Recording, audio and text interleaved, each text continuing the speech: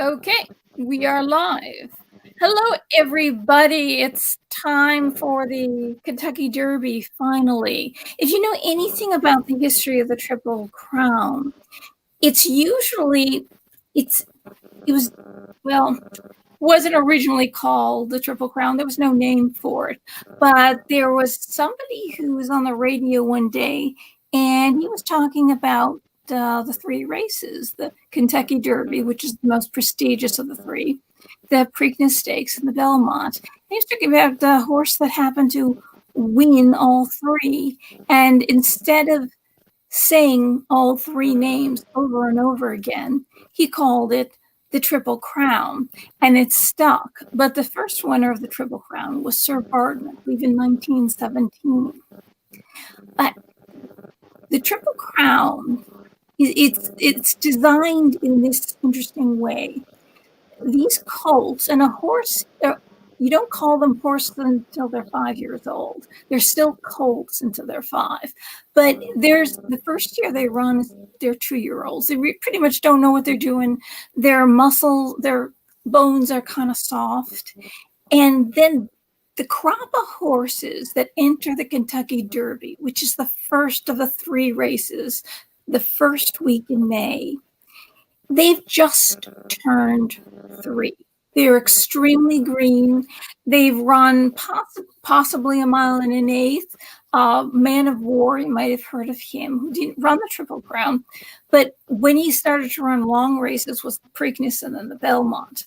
But before that, he was running 5, 6, 7 furlongs. He had not done a mile, and he had not done a mile and an eighth or a mile and a 16th.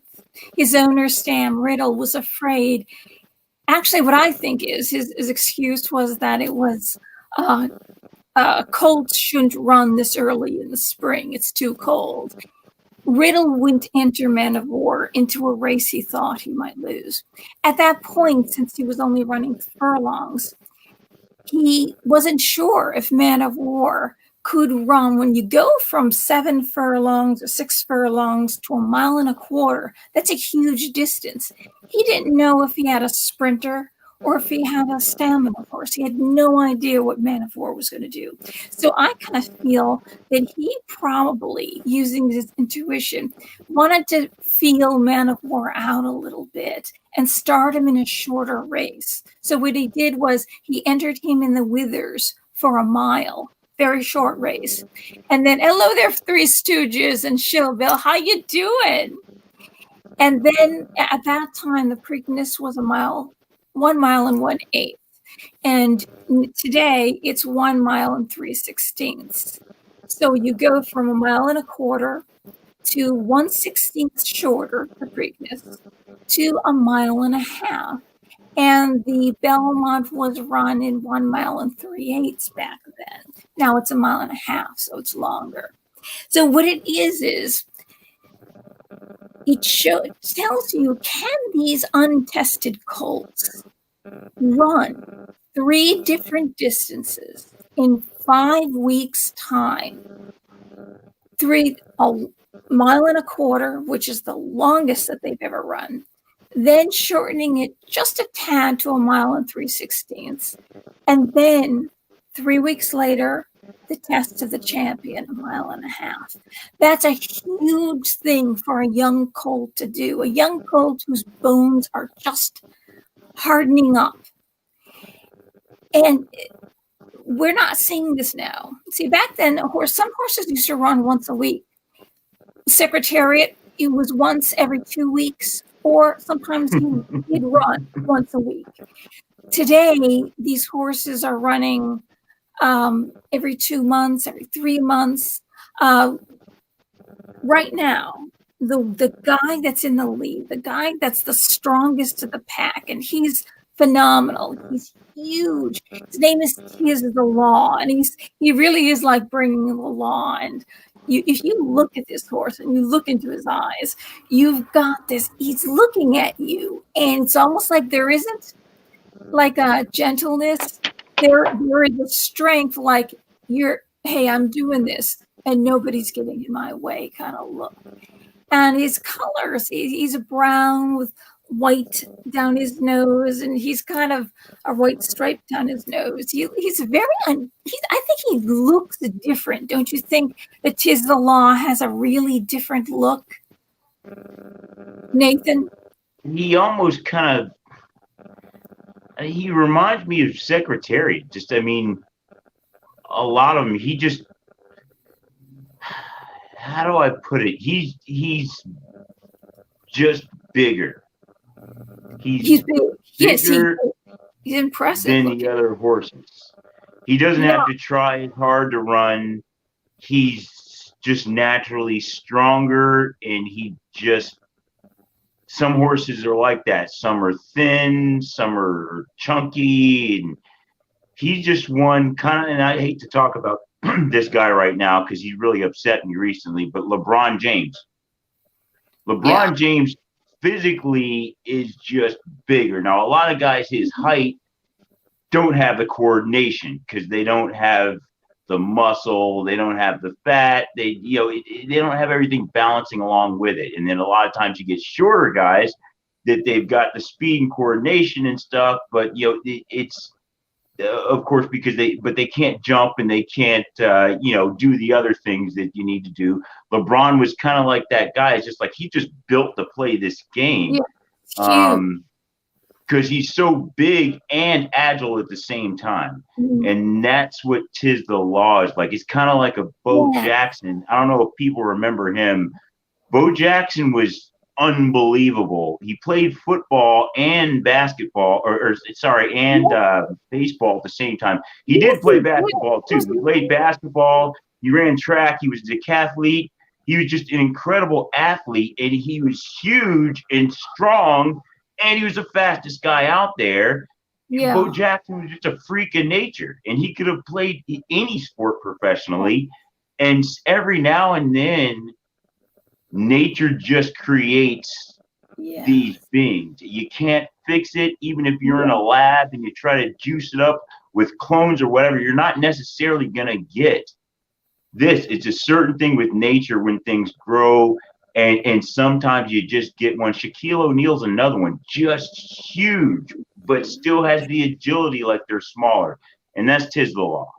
Yeah. And, and the sad thing is that the Kentucky Derby wasn't run in the spring because you kind of want to know where he was at in the spring. How fast was he? How good was he? All these horses that have been pulled, like Art Collector and King Guillermo, which is William in Italian, by the way. And Fred Finnick the Fierce. Oh, I couldn't. He was my favorite with the one eye. I wanted to see what he was gonna do, but he's the only horse that beat 'Tis the Law. He finished in front of 'Tis the Law the last time at Churchill Downs, but it was a sloppy track. But there's another question. 'Tis the Law is spectacular, but what was he in the first week of May? Was he they say Secretariat was mature beyond his years. That's why he was the first horse there's only been 2 horses in history, but he was the first horse to win Horse of the Year at 2 years old. There's 2-year-old horses, the best 2-year-old of the year, and best after that is the best 3-year-old of the year, and there's Horse of the Year. But he won as the best Horse of the Year and best 2-year-old. He was mature beyond his years. So I'm wondering, where was he at the first week in May? Did he have that kind of maturity? No. I wanted to go to the Florida Derby. But they weren't allowing fans when they ran it. So I didn't get to see him live, but to me, he wasn't the horse he was when he ran the Belmont. Now, the Florida Derby wasn't that difficult of a race for him, and it's much more humid. A lot of people like to, whine about track bias and talk about how deep the dirt is and all these things. humidity is a huge more factor. I mean, because you got to breathe. I mean, if you can run through a little bit thicker dirt, but if you can't breathe, it's a much bigger difference. So he wasn't that fast in the Florida Derby. He didn't need to be. So it wasn't impressive. It was like, okay, he did what he was supposed to do. He got the win. The Belmont was where he got a little bit of a challenge, and that's where I was like, wow, look at this horse. I mean, because he took over. When you look at the way horses come around, when you come around that final turn, I mean, and anybody that guys in NASCAR know this, and anybody that studies physics, you know, how the centrifugal force, when you come around, that's your greatest chance to use gravity to your advantage. When you come around a turn and you can whip around that turn and gain that momentum off of the turn, it can rocket you home. So that, you know, that's what the best jockeys want to try to do. When he came off of that turn in the Belmont, that's when I was like, wow. Because I've seen, I mean, somebody tries to do it every race, and the way he handled that, I was like, look at how explosive he is coming out of this turn. It's like he wasn't even trying. Yeah, he was trying. I was trying, but it was like he wasn't trying. See, he was trying in the Belmont. He was trying, and he came off the turn strong, trying.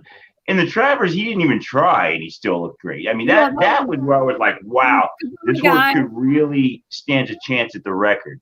Because he tried in the Belmont, and he did a great job. Still didn't get all out of the horse that he had to give.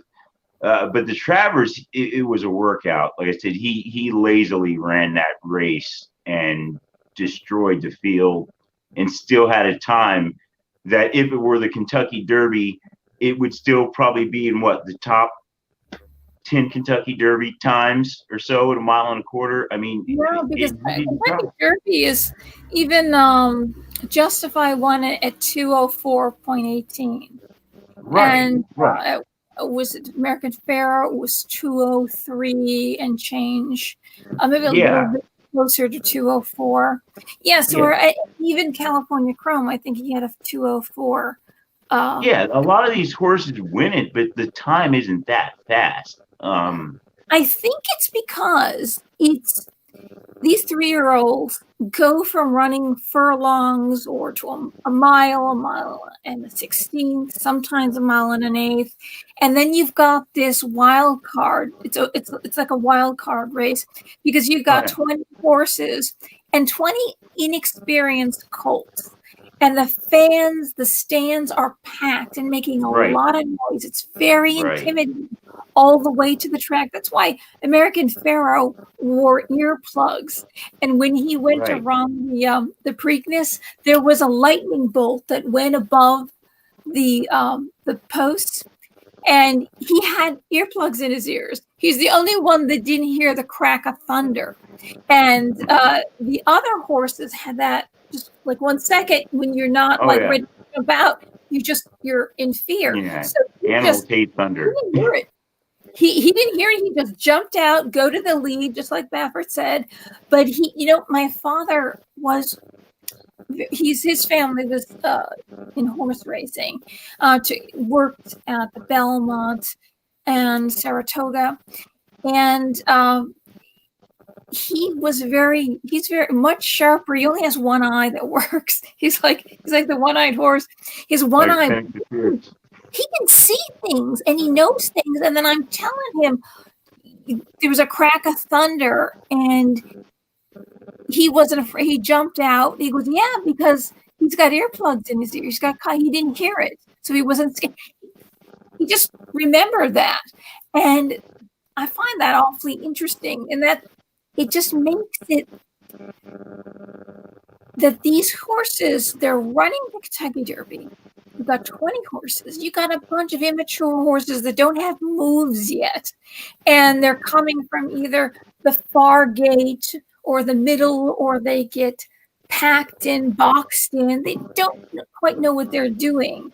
And it's really the jockey at that point on that first race that's going to move them to a place where they can get out and they can make a good run, placing that horse. It's really the jockey, because these are really mature horses. So Tis the Law may have been immature on the first week of May. He might not have had it. There probably would have been a bigger field, and these horses that have defected would have been there, and you would have had some strong competition. And that would have been interesting to see who was the fastest, who could maneuver the best, who was the most mature the first week in May. Because he did mature. It was June 20th, was the Belmont. And we need to state that the Belmont is usually the last race. And it's called the Test of the Champion because it's 1.5 miles. And there's only a few, I don't know if there are any 1.5 miles tracks left in the nation at all. And when Secretariat ran, there was about 4 in the whole country. And even then, they said that these horses, and they're these young horses and mature and experienced horses, may never run. They never run 1.5 miles again. Right. Yet they are tested at this young age, and it's usually the first week in June. Secretariat ran on June 9th, and so did Justify. It was interesting to Justify. The dates of his Kentucky Derby, Preakness, and Belmont were the same days as the 5th of May, and I forget, so 2 weeks after that exactly. It was the Preakness, and then June 19th. June 9th. So it was exactly the same. I thought that was kind of interesting that it happened that way. But was Tis the Law, what would he have done? So we've got 3-year-olds mature over the summer. When in the spring, they've just turned 3 and their bones are still soft. They don't have their moves. They don't quite, and they're very intimidated by the crowd. Sometimes the thunder of the crowd really scares them a bit, and they're a little off. Even Justify, Baffert said, would get spooked a little because he wasn't used to that. None of them are used to that. So, that's what makes the Kentucky Derby so great. Is because it's the anomaly. You've got 100,000 plus people. I don't remember the last time there wasn't 100,000 people there. It's always at least 100,000 people there. There's 20 horses, like you said, and I remember they used to run more than 20. They had to come over to the agreement to run to cap it at 20. Yeah. And you have young horses running a distance they've never run before. And then the jockeys, like you said, a lot of these horses, they've got, for the people that don't know, when a horse is young, if you think he's good, you put a good jockey on him. If you think he's average, you put an average jockey on him. If you think he's not that great, you put a young jockey on him. But let's say you got this horse, you think he's not that great, and you put a young jockey on him, and he wins. You don't change that. You just keep running. So the Kentucky Derby would end up a lot of times with these young jockeys that just happen to have a decent horse, and they've been winning on them in these prep races. They have, 6 or 7 horses in them. And now all of a sudden you're going to Louisville, 100,000 people in the stands, 20 horses on the track, and these are the best horses in the class at the time, the best trainers in the country, in the world, arguably, and you're going a distance you've never run before. That's what makes the Kentucky Derby so great. That's why everyone wants to win this race. Anyone that's involved in horse racing, this is still the most coveted race to win, even over the Dubai World Cup or the Breeders' Cup Classic. They're great races. But they were you only have one shot to win the Kentucky Derby. You can only run it as a 3-year-old. It's right. You got to capture lightning in a bottle, and that's what makes the race such a great race. So I don't know what really would have happened. It's possible he could still win if we were run back in May, because everything else would have been different too.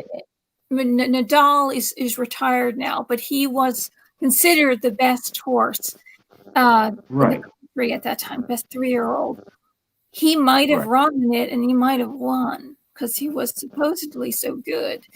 So if you had these horses that have now retired or defective, then you had it the first week in May 5th, and then 2 weeks later, and then 3 weeks later at the Belmont, which is the first week of June.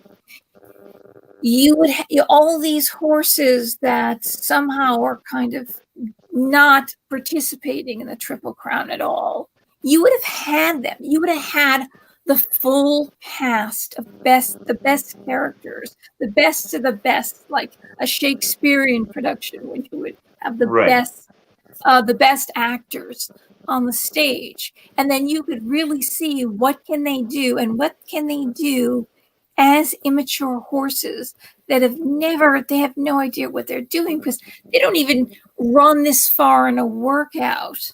The workouts every day don't they have no idea the owners have no idea what they're going to do. The trainers have no idea what they're going to do, what they're able to do. I hear that every morning they kind of chide Secretariat for carrying weights. And I heard there's a Harvard study that said if a horse has a certain girth and a certain length, that 10 to 15 pounds doesn't make any difference because it's distributed differently. Right. And it doesn't affect them at all. It's like they don't even have the extra weight. But they had Secretariat in the olden days. Now they run them about once or twice in between races at the most. They kind of exercise them, and they'll do about 6 furlongs, 5 furlongs, and then they'll gallop out, sometimes 1.5 miles, but it's just a nice, easy gallop out to get their muscles excited, moving, But in the olden days, Secretariat ran every morning, which horses are not their best in the morning. And they would run him with 132, 133 pounds weights on him. And he would run faster in the morning than older horses did in the afternoon. So when he got to a race, the weight wasn't even as heavy as he ran every day, but he had to run every day. And if he didn't exercise every day, he would have lost. Lucien Lauren was out. He went back to Canada. And so Secretariat sat without being exercised every day. And so when they put him in a race, he didn't win because he has so many muscles. His muscles they said the reason why he stayed back, one of the reasons is he would never get boxed in again. And he loved picking off horses. But another reason was he had so many muscles. His frame was filled with so many muscles. I should have my Secretariat picture here somewhere. I've got this one right here. But him as a baby, he's freaking huge. And this is signed by Ron Turcotte. See that? That's actually signed by Ron Turcotte. You know what? Let me grab the picture of him as a baby. Because a lot of people say, some people say, the Man of War fans kind of say, oh, he was taking steroids. And some horses in the 50s started taking steroids, but there's no evidence of Secretariat taking steroids. And Penny Chinnery fought her whole life to keep drugs out of the sport. But if you look at the frame, it should actually be right here, but probably under something. But I've got another one I bought for my father.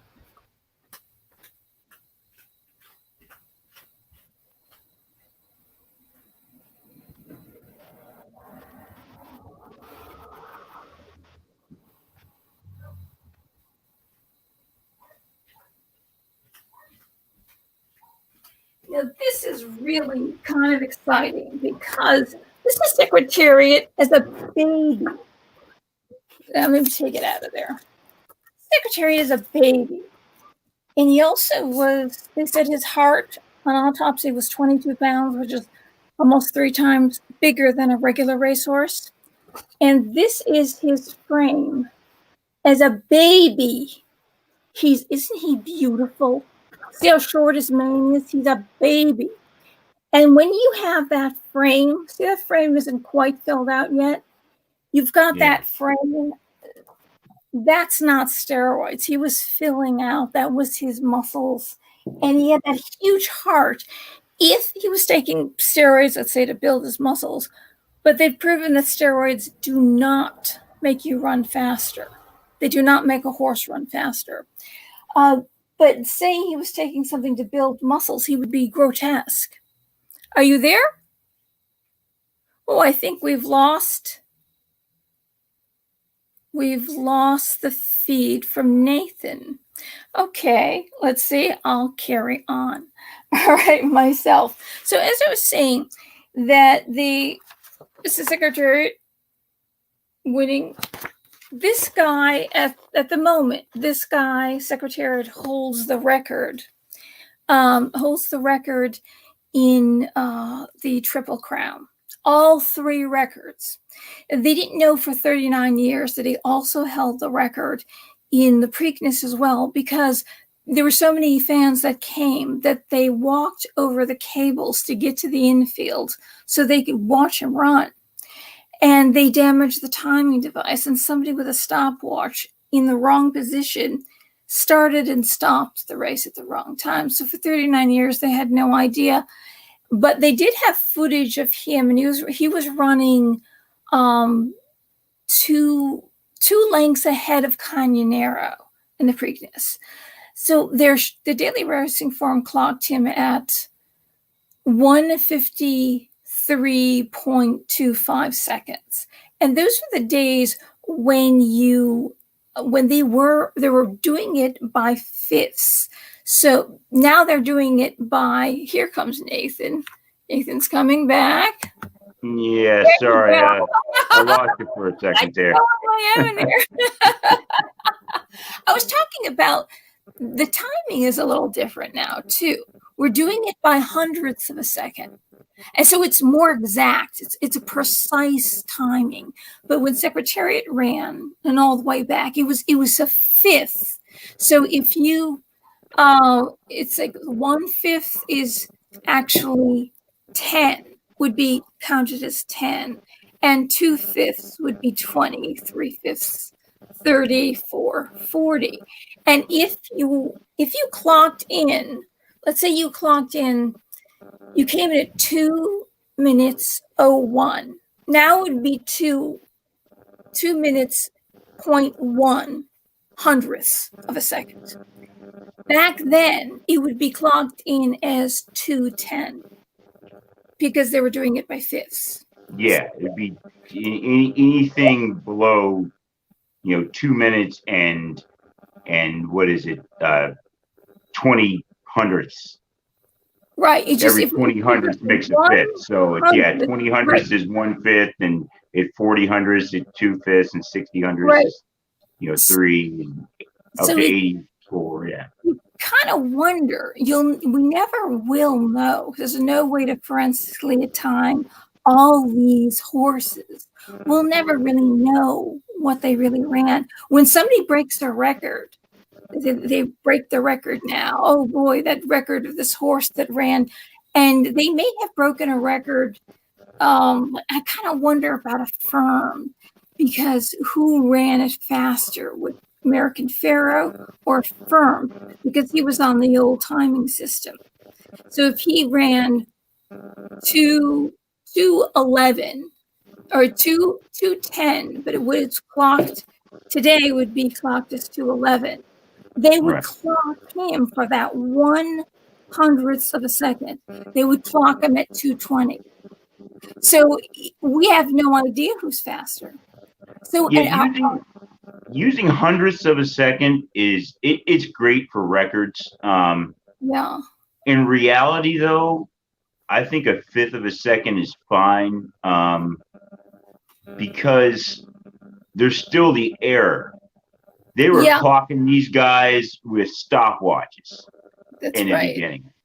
Who knows? And then they're going to go back and they're going to watch video. Oh, well, we went back and watched the video of this old race and we timed it on a time. How do you know how fast the camera was running? What if the video camera was recording a bit slow because the motor was a bit slower in that one, then your time is screwed up there as well. So to me, it's splitting hairs, and I don't like to get into splitting hairs because it can mess up your judgment. If you think that this horse that ran it in 1/5 of a second faster than the other horse is truly faster, because in reality, a million other things decide how fast a horse is going to run. They're never running to beat a time. No horse and jockey go out there and say, well, we're like a swimmer. We're Michael Phelps. We're going just to run and beat our last best time. They want to win the race. The last thing you want to do is injure your horse trying to beat a time when you've already got the race won. So but that's an interesting point you just made. That's the interesting point about the Kentucky Derby. That's why I think that they're slow. These Kentucky Derbies are slow because if you lose this first race, you'd rather pace your horse.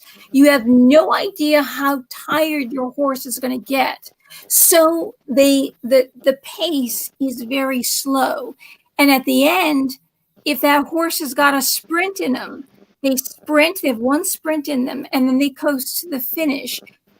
Secretary was unusual in that regard where he never coasted to the finish. He kept accelerating. But he was different. He ran he was last the Kentucky Derby. He waits in the stall a half a second and comes out last. And he went around the turn at 39 miles an hour, the first turn. And when he ran around that turn again, it was 36 miles an hour. He was actually getting faster throughout the entire race. And horses can't run like that. They can pace themselves. They have to hold that energy for that one sprint. And after that sprint is gone, they coast. Even Citation coasts to the finish. According to Woody Bruin. Have you ever seen him? He was really funny because he's really cute. He would wear these loud jackets, and he was always completely sloshed. And he would talk about things. What was he talking about? But he was really interesting to talk about it, you know. And, I mean, it was interesting to listen to. The facts that he pulls out were just really fun. But that's what it is. That's why these Kentucky Derbies are slow. They have no idea, and they don't want to kill the horse in a sense. Yeah. Hi, baby mom. You know, and that's what it is. And so it's that horse. So that remember American Pharaoh. He kind of like didn't know, is he going to pull to the front? And then at the end, it was very exciting when a horse doesn't dominate the race, but they actually come up slowly or they stay off the pace, and you have no idea if they're going to pull off to the finish. And that's what really makes a very exciting race. But that's where this year we've got Tis the Law is mature now, and he's got moves. He's different now. Like you said, he on June 20th, he was mature. And we saw something that we hadn't seen before. And then the Travers, he was excellent. Even though he was kind of running to the side. It was like he was looking a little at the stands as he was running. Yeah, he's done that before, though. He's still young. And he's still mentally young. He's not a mature racehorse in his mind. Even though, and that's why I say his body, he still may be getting stronger. Yeah. Now. And he's big. And you know what's sad is that they retire them at 3 after their 3rd year if they win the Triple Crown. And we will never know. We'll never know. Insurance is too high. They make so much money. It's the breeding. You make so much more money to breed a horse that has all you have to do is win the Kentucky Derby, unless you're Country House. But all you have to do is win the Kentucky Derby, and you're gonna get top dollar for breeding. And then if you get 2 out of 3, even better. having a Triple Crown horse, I mean, now, I mean, that's a weird thing. It was 37 years. We didn't have a Triple Crown horse. So all the horses that were close to winning the Triple Crown were bred as if they were Triple Crown horses, because you couldn't breed with the Triple Crown horses anymore because it was so long ago. So it's so much money in breeding. It almost ruins the sport for older horses, because the older horses you're seeing run are never the best. If you're really good at 3 years old, you're never going to see 4 on the track. Right. So the 3-year-old year is always the most exciting year for horse racing, which is why the Kentucky Derby, once again, is the most prestigious race, the hardest to win, is the most coveted race, because it just means so much. Yeah.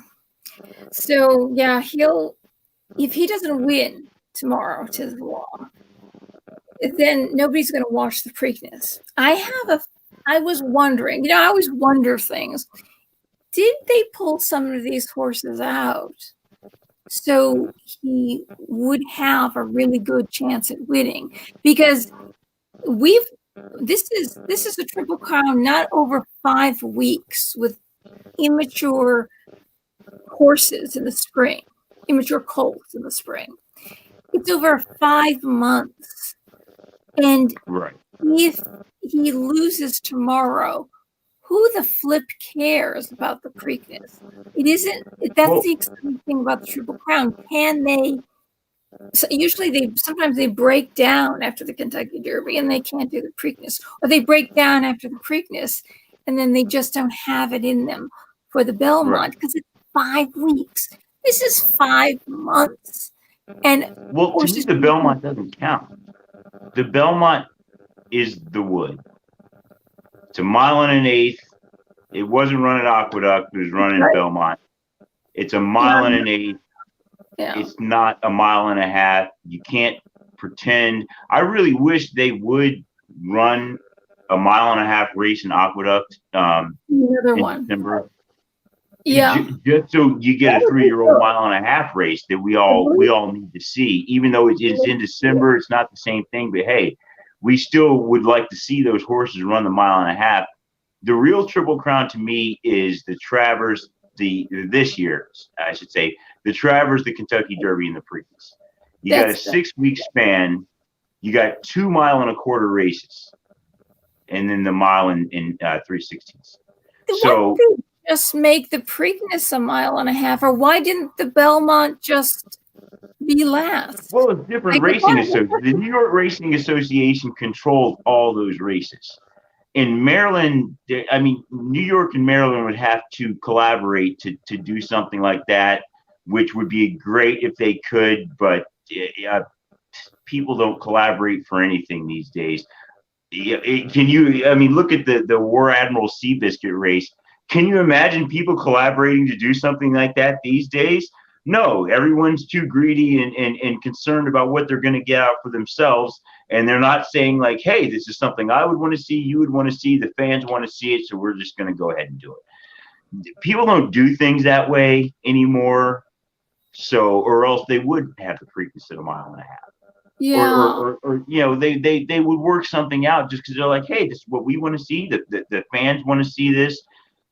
But unfortunately, just because it's run by state organizations, it's a political organization. So it's all money. They're all going to run the way political organizations run, within themselves. And then they may reach out to the other one if they feel desperate, but they're certainly not going to do it to try to make a gain. That's what businesses do. Businesses reach out to link up to try to do a good thing and make money. Governments don't do that. Yeah. It's a shame, because these horses, who knows what they could do if they ran them at least till they're 5 years old, maybe 6, but who knows what they would have done. See, Justify, he got hurt somewhere. I have a feeling he may have gotten hurt during the Santa Anita. And that may have been the first injury, because he was running on that drug. And that we find out now had 300 in his system. And I wonder remember Baffert pulled him out, and the reporters wanted to see him. And Baffert had no idea that he was injured. Nobody told him. No, it was weird. He goes, he's not even phased. And then he walks him in tight circles. So if he knew he was injured, he would just take him out, have him stand there and not move. He walked him in tight circles, and if he knew he was injured, he wouldn't have done that. He's not that stupid. And the reporter said, wow, look at that. And he's limping. He's limping very heavily.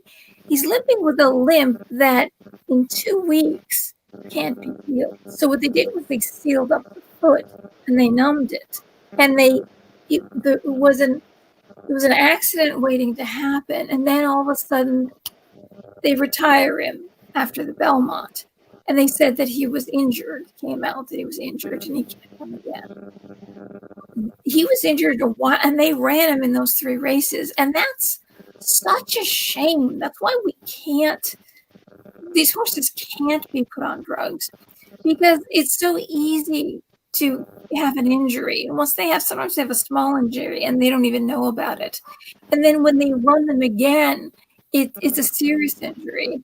And they either retire them or mostly put them down. You keep talking and start talking about the Triple Crown. My dog is barking, but why don't you take over and give everybody some necessary points of what's going to go on tomorrow? Okay. Well, I'll go for a second. I'll get into some picks here. Okay.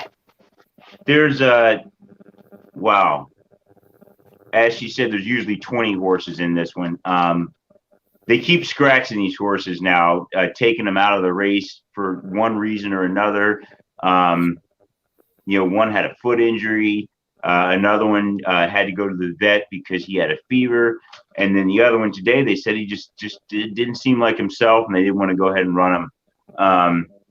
So we're down to 16 horses now.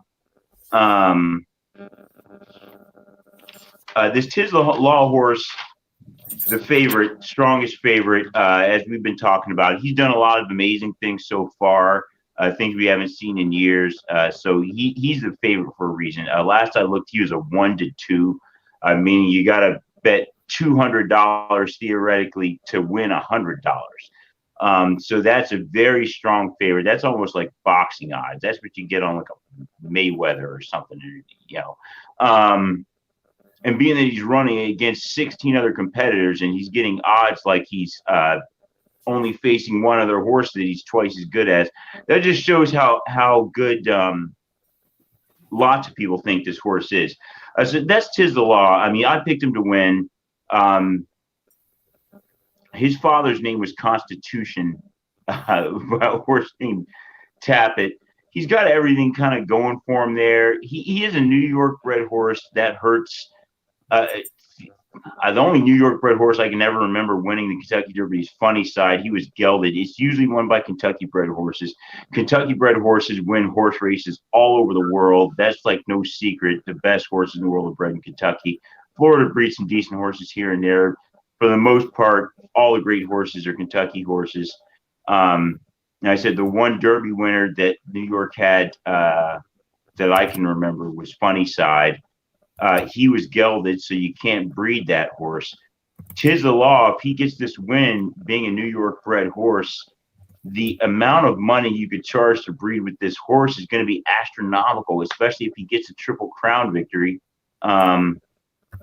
You could command more than American Pharaoh just because he's a New York bred horse that won the Triple Crown.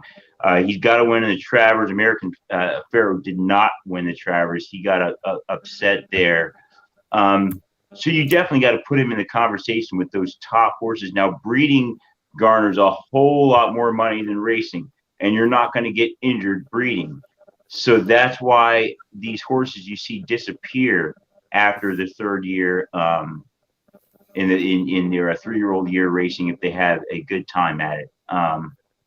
You're back already. I didn't really get into the other horses too much. I just kind of got into the race. and just talking about how the reason that Tis the Law is so good, and the reason why not just I say that, but I mean it's pretty much a consensus when the morning odds are 3-5. I mean, the morning odds are supposed to just kind of be. I mean, those morning odds makers are trying to say, well, this is kind of what we think the betting public is going to think. They're not necessarily saying how good the horse is, but they're saying, well, based on his past performance and what the betting public does, this is where we think he's going to land. And in the Kentucky Derby, it's usually the favorites 4, 5-1, 6. I think Justified was like 7-1, something like that. I mean, there's so many horses running. You're usually not going to have an even money horse in the Kentucky Derby.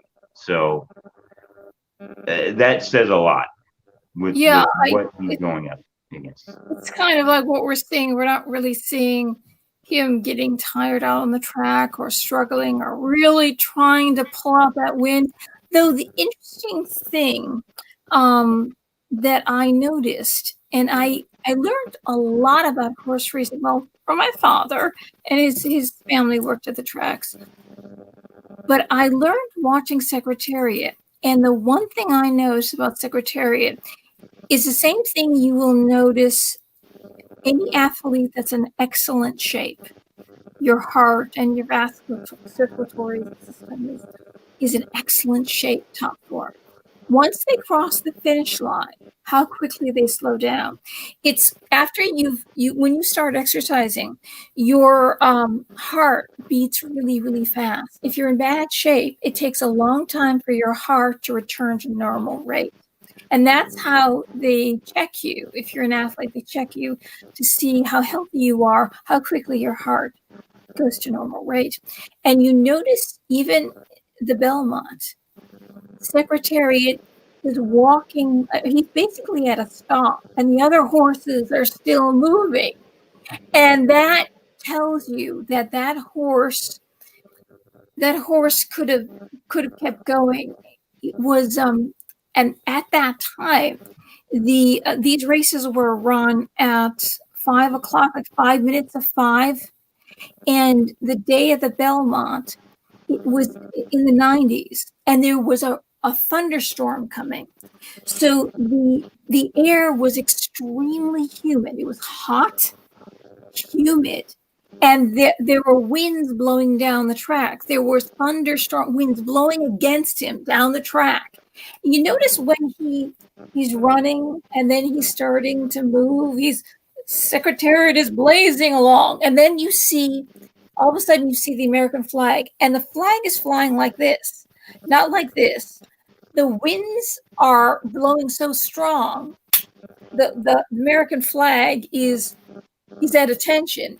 And at that point, when he passes the American flag, that's when Chick Anderson says he's moving like a tremendous machine. At that point, that's how strong, that's what he was up against. But now what they did was they changed it. Now they're going to run at 7:01. The later in the evening, the cooler it gets. So they're not running at in this heat. And when Farrell ran, it was 65 degrees, and it was June 9th. And people think, well, June gets really hot. But it doesn't get that hot anymore. It was 65 degrees when he ran. When Secretariat ran in 73, it was in the 90s on June 9th. So it seems like it's actually getting cooler. It's a little bit different, but they changed it because the heat can be too much for these 3-year-olds. They can really wear out, especially that they're on race day Lasix. And I noticed when Tis the Law, when he was crossing the finish line, I kept looking at that. And unfortunately, they cut it off. I really want to see a little more of him running. And he was still running. He couldn't slow down. He didn't stop. He didn't slow down. He was still running. His heart rate would not slow down. And his mouth was foaming. And he was opening up his mouth. Ever see a kid keep chewing bubble gum, and they keep putting bubble gum in their mouth? And when they chew, they open up their mouth like this. Kids don't know that keep your mouth closed. You know, like, and you see the bubble gum strings of bubble gum going up and down. He was opening up his mouth. I'd never seen this before. I've seen foam coming out of Pharaoh's mouth and even California chrome. It's because of the Lasix, because they drop Lasix. They say there's a very small percent. It's like less than 1% of horses actually bleed into the lungs. They actually don't need it, and those horses just shouldn't be run. Lasix takes in fact, I take Lasix because I have heart issues. Lasix can really take a toll on the body. It's not good. And it removes a lot of vitamins and minerals, but also they pee an extraordinarily huge amount before the race. And what it does is they get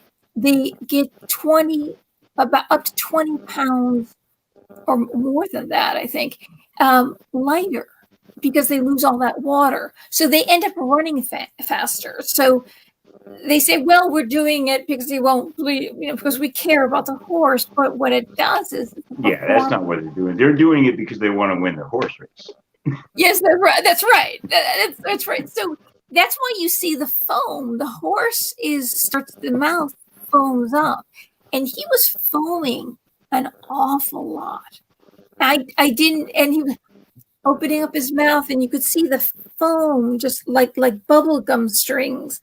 And I didn't like that. And I didn't like the fact that he didn't slow down right away. It tells me that he's been running 2 months apart, 4 months apart. Now this time it's a month apart, 28 days later. And then the Preakness, I think, is going to be 27 days later. So it's really sad to me. What are they doing to these horses where you've got these older horses? They used to run once a week, once every 2 weeks, and they never put them on these meds. Though in Men of War's time, I think it was the 70s. That's when Secretary they started testing for drugs. Men of War's time, the horses were given cocaine. They were given all sorts of cocaine, drugs, morphine.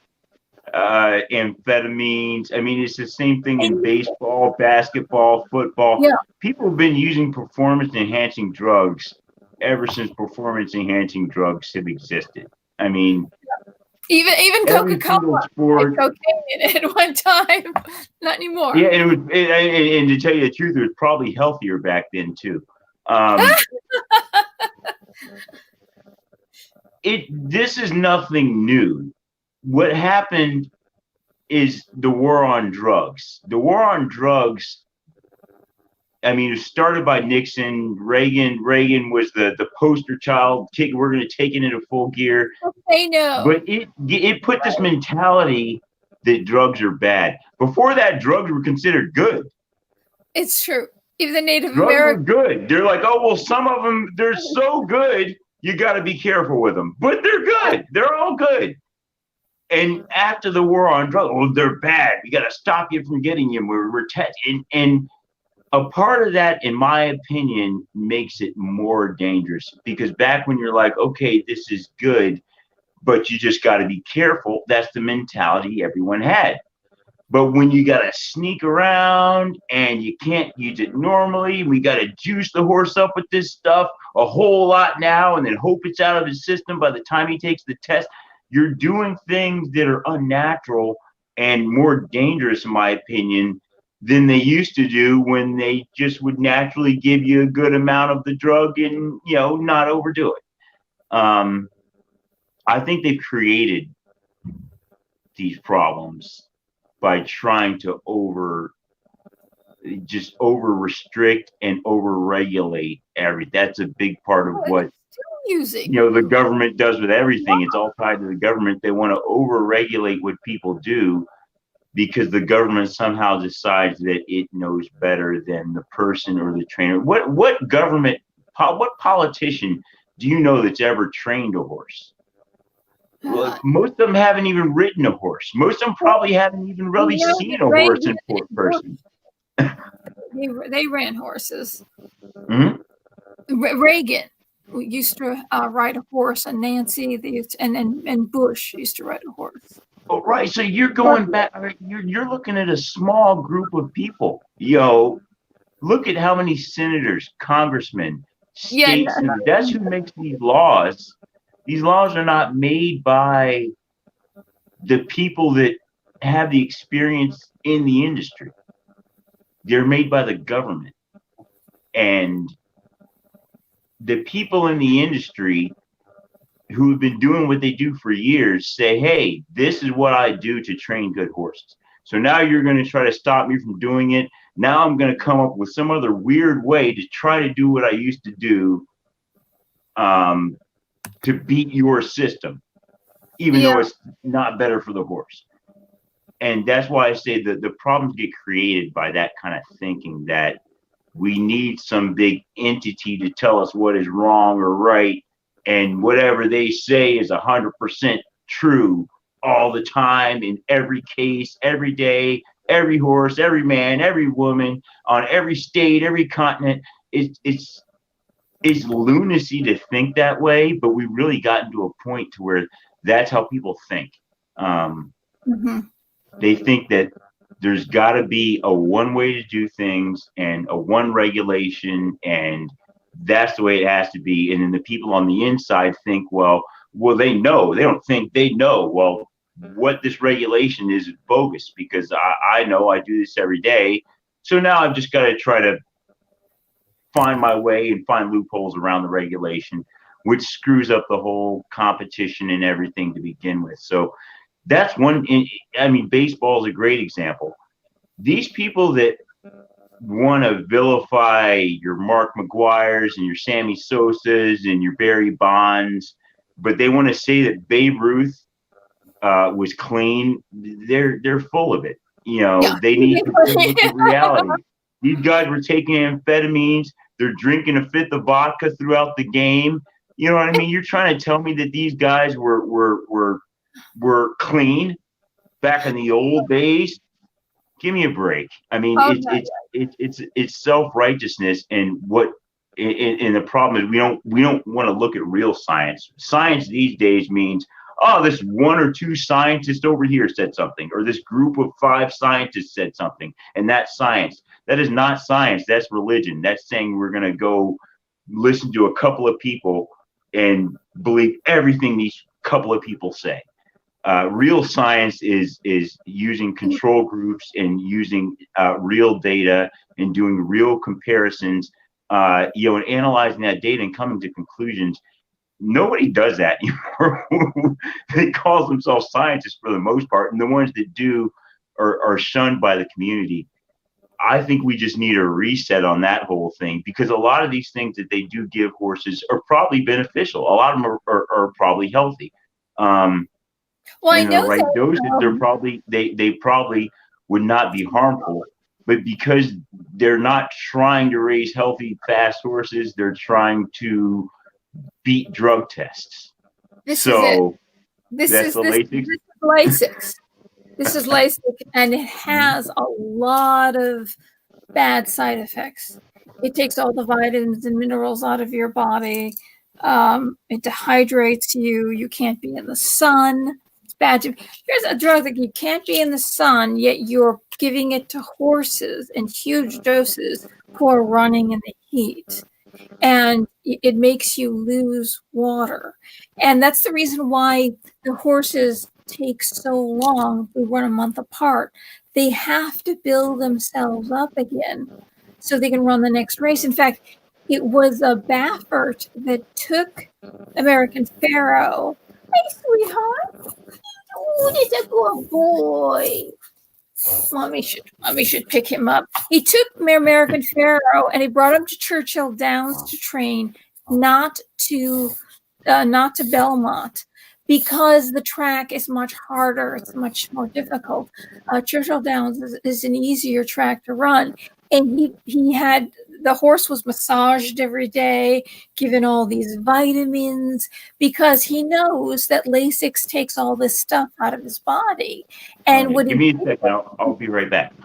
Okay. Keep going, though. I can hear you. Keep going. All right. So in a sense, he did the right thing, knowing that's if you're going to give Lasix, it's because I have 3 hard to fix, and so if I push myself, I get bad side effects, and I need to use this to get rid of fluid buildup because of the heart effects. I know I'm mowing my own lawn. It's like some women have men doing these things, but I have to do it myself. So any hard work I have to do, any lifting, I got to do it myself. And then I have to take this, but it's not good to take all the time. It's very bad. So I don't think you should give it to thoroughbreds. I don't think anyone in the comments section thinks that we should give this to thoroughbreds. But what we know, we do know, not in 2012, Bob Baffert, the one who had the 2 Triple Crown wins, one after 37 years, and then 2 years later with Justify. In 2012, 7 of his horses dropped dead on the track of heart attacks. And they found that he was using many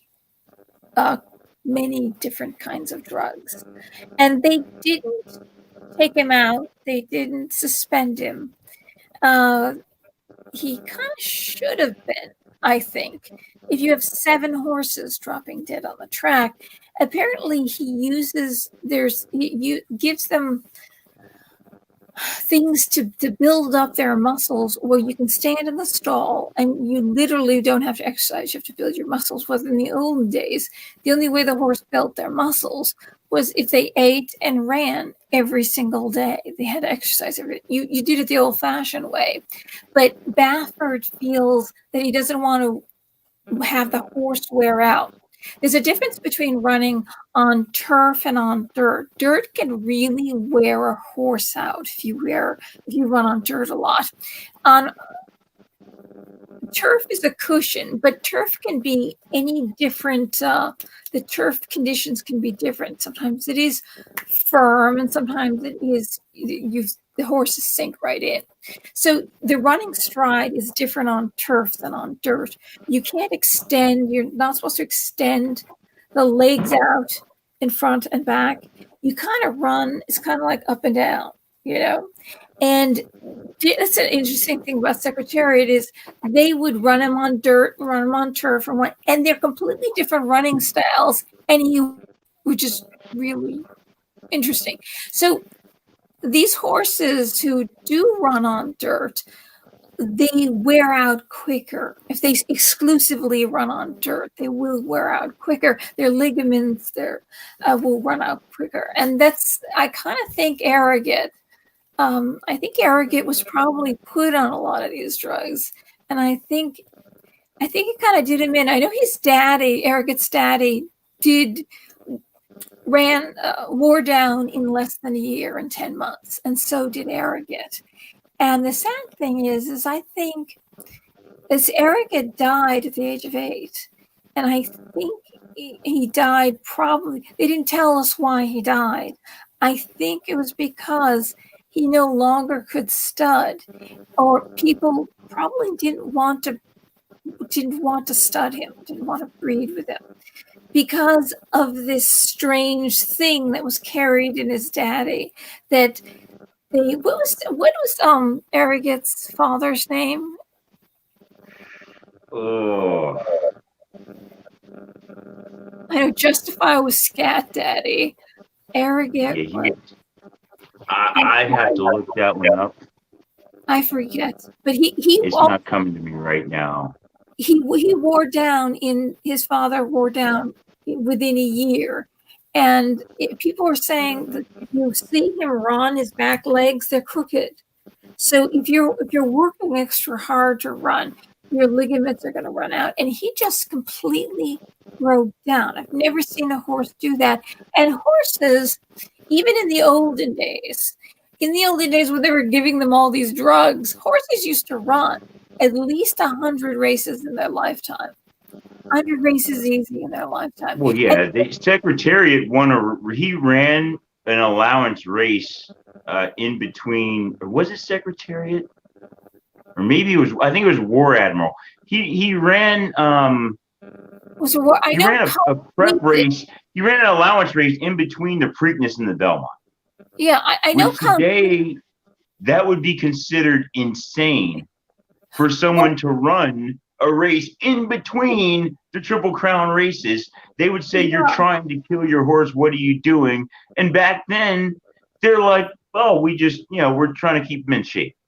It's a whole different mentality. I kind of wish we would go back to that, because I think that running actual races is better than training and doing drugs. Yeah. Because that's the way we do every sport now. We train and do drugs. Like, even look at boxing. I mean, there was a time when basketball, baseball, horse racing, baseball, and boxing were the three top sports in America. That's where all the money was, all the attention. The Kentucky Derby, the World Series, and who's the heavyweight champion of the world. Boxing had the most strict rules, and it still does to this day. You can't even have Gatorade. You have to have water.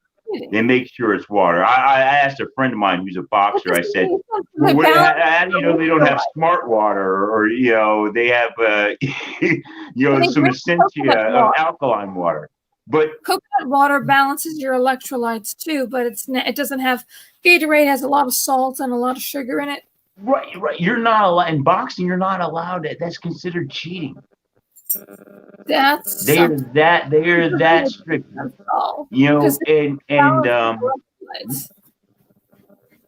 It's because of it does give you a definite benefit. I think that we would go back.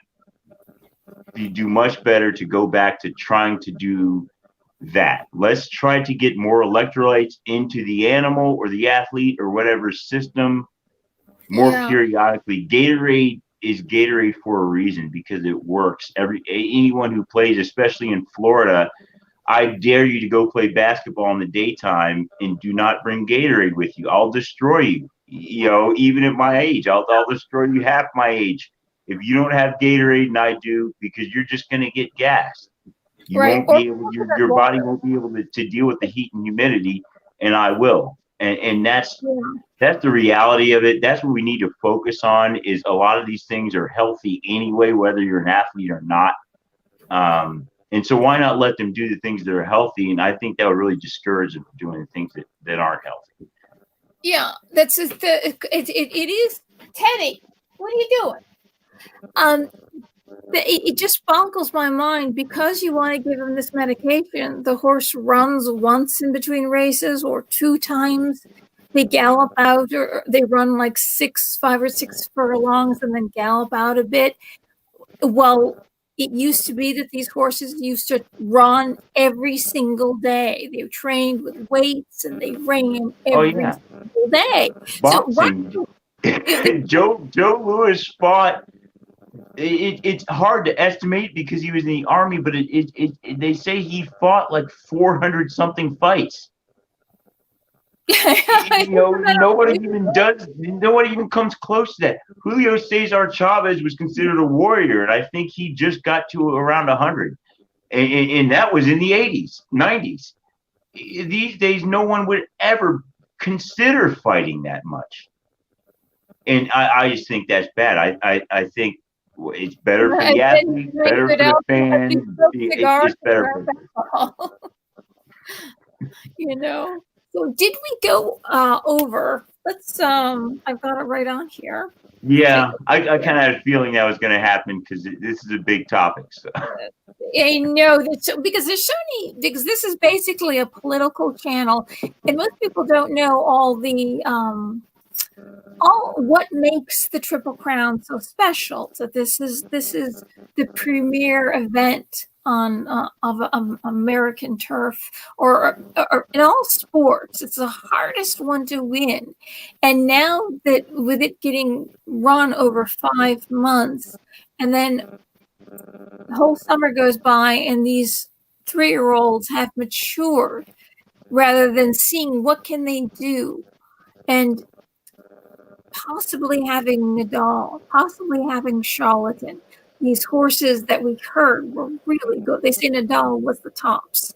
had he run back then, he might have won the Triple Crown. So we've got a whole different ball of wax, and we can't really compare this trip. That's why I'm calling it the COVID Triple Crown. First the disease hits, everything is shut, social distancing, people start to take drugs, people are committing suicide, and then what else happens? What's the second leg of that? Then to me, the biggest thing was the travel shut down. Once they stopped, well, I don't want to say once Trump stopped travel from Europe to the United States, that was it. That's who had ever, in Genghis Khan, did Genghis Khan ever shut down the Atlantic Ocean? No. Did Napoleon ever shut down the Atlantic Ocean? No. No. How about King George? No. You can go back over Ramses. No world leader has ever shut down Atlantic travel. Well, until this year. He didn't want the disease to be coming from. First, he shut down from China, and that makes sense. But it did spread through Europe because China is buying up. But China's buying up basically. Yeah. And there's a lot to that story, though. There's a lot to the reasons of why he shut down travel. It's not only about when the governor. See, Trump doesn't have the kind of power that people think he has to control these states. He doesn't. He can't even go into a state unless they. Yeah, but he can manipulate them. He manipulates on Twitter and in the news every day, every tweet, every statement. He manipulates people into doing what he needs them to do. He's not controlling them, but he manipulates. It's a game. It's just like a game. If you want to do this, and I know you're going to do this, then I'm going to let you do that, and I am going to try to force you to be you more than you want to be you. You remember how he did with DACA? He essentially offered amnesty to I'd have to look up the number, to how many illegal immigrants if they gave him the money for the wall. I mean, and this was like 3 years ago now. But that was his solution to DACA. He's like, oh, you want amnesty? You want to protect people that are in need? Here, I will protect 3 times the amount of people that you wanted to do and that Obama offered if you give me money for the wall. And they said no, of course, which just proves his point that you don't really care about these people's lives. You don't really care about their poverty. You don't really care about their health. You're just trying to get their vote. That's what he does. So every move he makes is calculated in pushing his opponents into where he wants them to be. He shut down travel. It wasn't anybody else. It wasn't Fauci. It wasn't that from Europe. That was Donald Trump. But it's when these Democrat governors locked down the states, put us basically on house arrest, which Barr said that's a tremendous violation of our civil rights. Oh, absolutely. And this whole idea, the mask didn't do anything, and then they're telling us to wear a mask. It's just, Fauci said it's a placebo effect. It really, as long as air goes through the mask, it doesn't stop anything. So and where are all these masks made? And our vaccine is going to get made in all our China. It's a money-making thing for China. That's what I think it is. Well, it's somewhat a money-making thing for China. It's somewhat a money-making thing for Bill Gates and the Gates Foundation, Bill and Melinda Gates Foundation, and it's somewhat of a money-making thing for the pharmaceutical. I call them the medical triad. Okay, the medical, pharmaceuticals. You have the doctors and you have the insurance companies, and that makes up the medical triad. And what is the medical triad going to lose off of this? Nothing. They are going to get paid regardless of what happens. The medical triad has already won because people are scared. All you have to do is scare people, and the medical triad wins. I heard the other day from a nurse. She said that all her family, elderly family, they all had COVID, and she was around them. And so she tested, and they said their test hasn't come up positive, but we want you to quarantine for 2 weeks. And then she said to them, I'm a nurse. She said, oh, you're a nurse? Well, then you have to come to work. You can't be quarantined. Doesn't that tell you everything? Doesn't that tell you everything? It's done. Nancy Pelosi, 80 years old, walking around without a mask. Ginsburg, Ruth Buzzy Ginsburg, officiates at a wedding. Nobody has a mask, and she just came out of the hospital. She's 87 years old. Polito, the lieutenant governor. Mr. Dr. Fauci, I should call him Mr. I am going to call him Mr. because, I mean, he's not a doctor in my mind. He's just a guy that tells people what to do, that wears a white coat, that went to the right schools. As soon as the cameras went off, when he was giving his testimony to Congress, as soon as the cameras went off, what did he do? He took his mask off. So if this is the guy that's telling us that we need to wear the mask, and he believes it himself, he shouldn't need a camera to have a mask on. He should be wearing his mask because he actually believes it's protecting his life. And it's obviously he doesn't believe that. Neither do any of the rest of these fools. The only fools are the people that believe what they say. I get into this with my sister a lot, and I ask her, I say, so do you still believe in magic bullets and disappearing airplanes, mysteriously collapsing skyscrapers, and weapons of mass destruction? Because how many things did have to come up that don't make any logical sense, but you're just supposed to believe in them anyway? How often does that have to happen before you stop believing them? Governors and mayors getting their hair done, not wearing a mask, having outdoor parties like Polito, the lieutenant governor of Massachusetts. And you're allowed to go and peacefully protest without a mask. Because that's the race thing. No, because they're burning down America. They're not. If I were still a Democrat, I would say, oh, they're just trying to kill us and hope we get COVID out there rioting.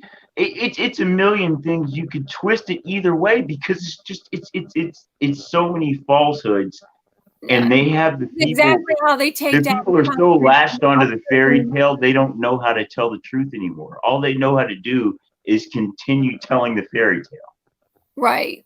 I mean, it's the way every country that descends into communism. This is what they do. You beat the people into submission. You control us. Yet you have the riots and the burning, and we're afraid because you're burning our cities down. And these poor minorities who, because of COVID, there are no buses running, and the stores are all gone. They can't even get food. They're left hope, and Black Lives Matter. And these poor people who are Black and Hispanic are crying because they're destroying their cities and they can't even get food. It makes no sense at all. So the last leg of the COVID Triple Crown is mail-in ballots. And that's not the end of it. That's just another play in the playbook. Guarantee they have more. They have the whole mail-in ballot, screw up everything, try to make Pelosi the president. That's what politics is, a dirty game. Kind of like, just like with football, and you got a playbook, and we're going to run it to the left this time. We're going to run it to the right this time. We're going to throw deep. We're going to throw short. We're going to fake it to this guy and throw it to that guy. Politics is the same way. There's a playbook. And if you watch it long enough, you see the same plays get run over and over again. And they always have a contingency plan. Well, if this one doesn't work, then we're going to go to that. And if that one doesn't work, we're going to go to this. And it's an ongoing battle. The biggest problem that a lot of politicians make is they're not playing the game. They don't even realize the game's going on. And a lot of people that vote, they don't even realize the game's going on. But well, if they this is count, all a game. It's all a game. What they do is they'll, just like when Al Franken, when he was losing in Minnesota, and then all of a sudden they found bags of votes in hatchbacks of cars and in closets and in somebody's office. And yeah, I remember that. Oh, it was like in the back of a van or something. Oh, we found a van that just happened to have 30,000 votes in it. Right. He was the deciding vote in Obamacare. So they could be 100% Democrat passed without one Republican vote. Neither can you read, was it 8,000 pages? Something like that. Something oh, huge. Yeah. We have to pass it to find out what's in it, Miss Pelosi said. We have to pass it to find out what's in it. We're not going to read this thing. This is going to screw up the entire economy.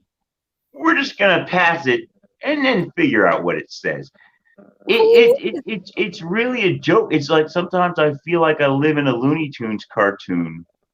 Because, in Looney Tunes, like Bugs Bunny's the smart person, and then everybody else is an idiot. Like, the queen or king or the farmer or whoever else he runs into, Foghorn Leghorn. You got, Wile E. Coyote's a terrorist who lives in the desert, tries to blow things up. You got the Mexican Speedy Gonzalez down there. He's on something, right? And he's got his lazy cousin Slowpoke who like to, hey man, what's going on? But Bugs Bunny's the smart guy. He just wants to hang out and be free. But there's all these other forces. They're trying to mess with Bugs Bunny's freedom. And then once they mess with him enough, he says my favorite line, well, of course, this means war. Yeah, I guess. That's kind of what we got going on in America. We're trying to be Bugs Bunny, but there's a lot of other forces that just don't want to leave Bugs Bunny alone. So we've got to beat them off. They keep finding new bags of votes, which they're just sending to people's houses. People who don't even live there anymore. And so this is just going to be, and they're finding massive voter fraud. People just filling in Texas, 1,700 ballots. A guy was filling out all himself. So what's going to happen is if this election is not certified by January 20th, Nancy Pelosi is president. And this is what we have. That is only if they keep the House. If the presidential election is not certified and the Republicans take the House, then it will not be Nancy Pelosi, and that's why it's necessary. Keep counting ballots, and you keep counting ballots. You'll say we don't know who won the House.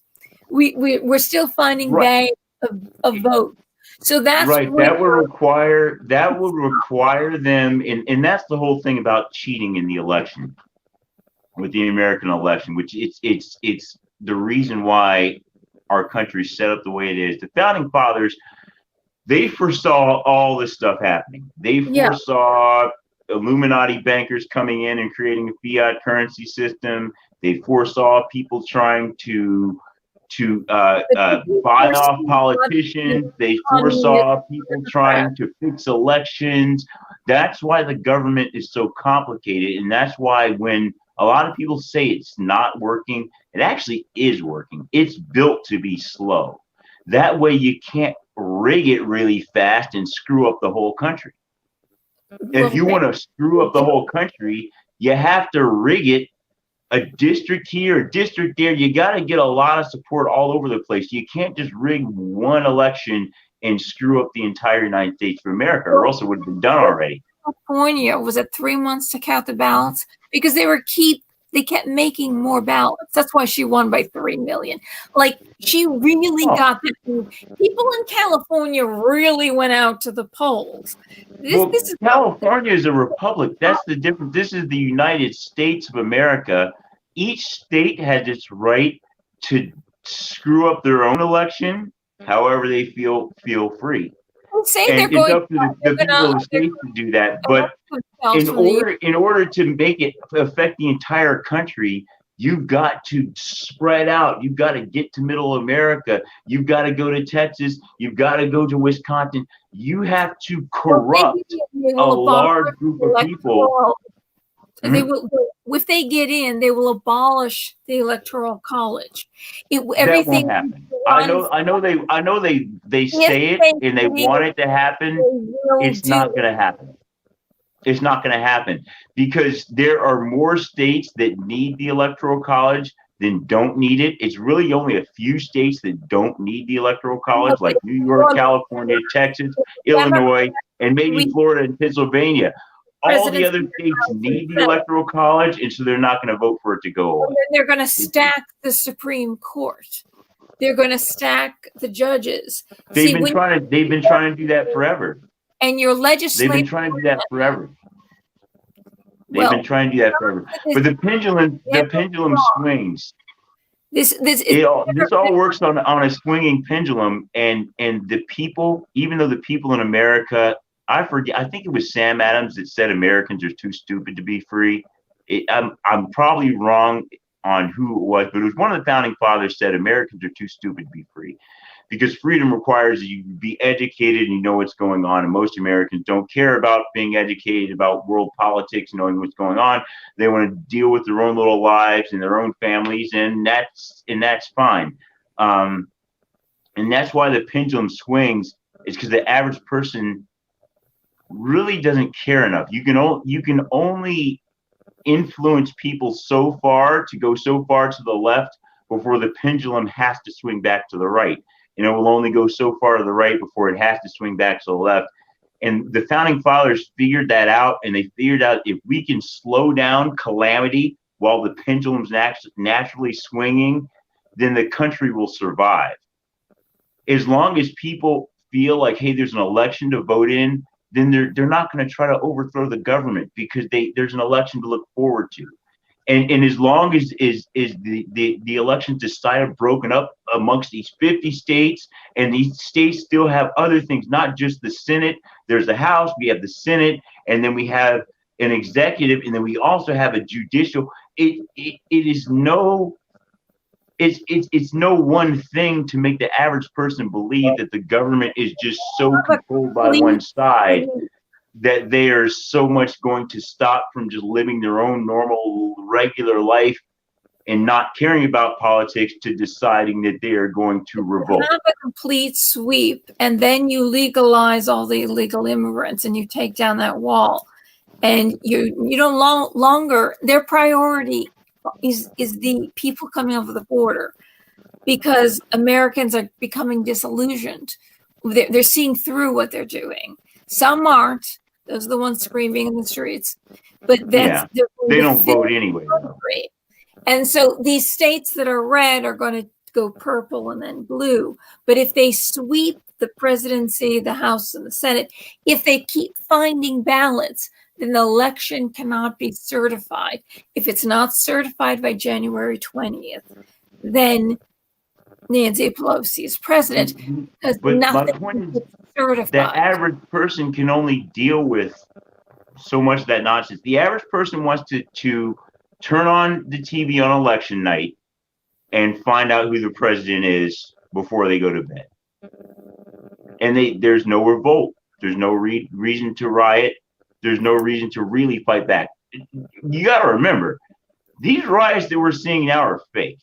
These are fake revolutions. They're being paid for. These are not people that are so pissed off at society, because we have the richest poor people on the planet. All right, let's face it. We have the richest poor people on the planet. Poor people in America are way better off than poor people that are not in America. Homeless people in America are better off than homeless people that are not in America.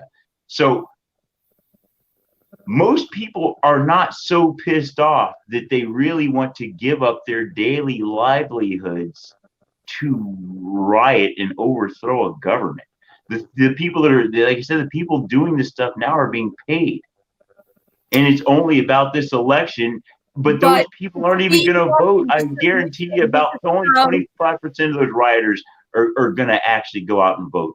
The average real American person that's sitting at home now watching a movie and not even caring about politics, they want to see a resolution. If they want to hear a bunch of crap going on and a bunch of oh, well, there's this going on and this mail-in ballot and this person's. The average person, I don't think, has the tolerance for that. And they're going to do like they did in 2000. And they're going to say, let's just get it over with. And that's how Bush became the president, was because the people said, let's just get it over with. I don't care anymore. Pick a president and let's go on. This is different what's going on now. We've never seen anything like this before. It's different, but it's the same. In 2000, we thought he was cherry-picking districts. That's the reason why he's cherry-picking Democrat districts where he might find more votes. When you do a recount, it's the entire state that should be recounted. But he was just cherry-picking districts. And then the Supreme Court, remember Antonio Scalia was still alive, how he mysteriously died before the 2016 election. That was interesting. How he was. I think he was taken out, but a pillow over his head. Somebody, you know what happened to him. These stories are so. That's what they say about him, is that when they do something crazy like that, they tell you the truth. When something crazy happens, they tell you the truth, and it's something about that when you just come out and tell. Have you ever been late to work? And you go to your boss and they want to hear your excuse or what's going on, and you say, well, because I didn't wake up in time. You give them just this truth, because I got drunk last night and I didn't wake up in time to get here. That will get you off a whole lot more than trying to make up a story. And it's the truth about people. If they come up and say, yeah, he was dead, found with a pillow over his head. That's what they said. Who cared? I cared. 100 other people cared. Yeah, and the other 99 out of 100 people don't care. There was no autopsy. They cremated him immediately. Obama did that. I shouldn't be saying this, but it was because the election was coming up, and if we had a repeat of 2000. Then he would obviously, Antonin Scalia would have done the right thing. Why do you think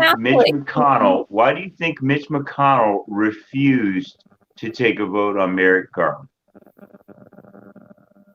Yeah, they knew. Because Mitch McConnell knew what happened. Mitch McConnell's not going to go on TV and say what you and I say to each other on YouTube. Mitch McConnell's, he's a public figure. He can't come out and start calling out crazy things. Because the Republicans took the House and the Senate because they saw through Obama what he was doing. We won back the House and the Senate. Well, because Obamacare was a fraud. I mean, that's the reason why they lost it, because Obamacare was a fraud. The same reason Obama got elected and the Democrats had their pseudo supermajority was because Bush in chamber of fraud. They sold us a fraud on 9/11. They sold us a fraud on weapons of mass destruction. They sold us a fraud on you're going to be able to own your own house, and then we're only going to offer you these screwed up mortgages, and we're going to steal your house from you a few months to a few years after that, and you're going to be evicted or foreclosed on. They sold the American people a fraud. They made us think we were getting rich, and there was a huge bubble. And what happens in bubbles? Only a few people get rich, and most of the people get screwed. And so people were so sick of that they're just, I'm voting for any Democrat on the ticket. I don't care who he is, because these Republicans screwed me over. Regular, average, everyday people that grew up, regular Republicans, they were sick of it. Again. And there's a reason for that. It's because he sicked the IRS and Lois Lerner after the Tea Party, which he that said was afterwards, though. That was afterwards. Obama was part of he was part of a people's movement. And do you know when it changed? Shortly before the election, when a lot of people said, well, hey, we think he's going to beat McCain. Do you remember who Obama went and visited? I'm talking about the 2012 election. That election. Right, but before that, do you remember who Obama visited before the 2008 election? He went to see his mother or his grandmother before he died. She died the night. Right. or he got elected, which is he went very to see a possible. political opponent, though. He went to see an important. Do you remember who he visited? Who was a Republican? I don't remember. He went to visit George H.W. Bush. Oh, the father. Well, they're friends.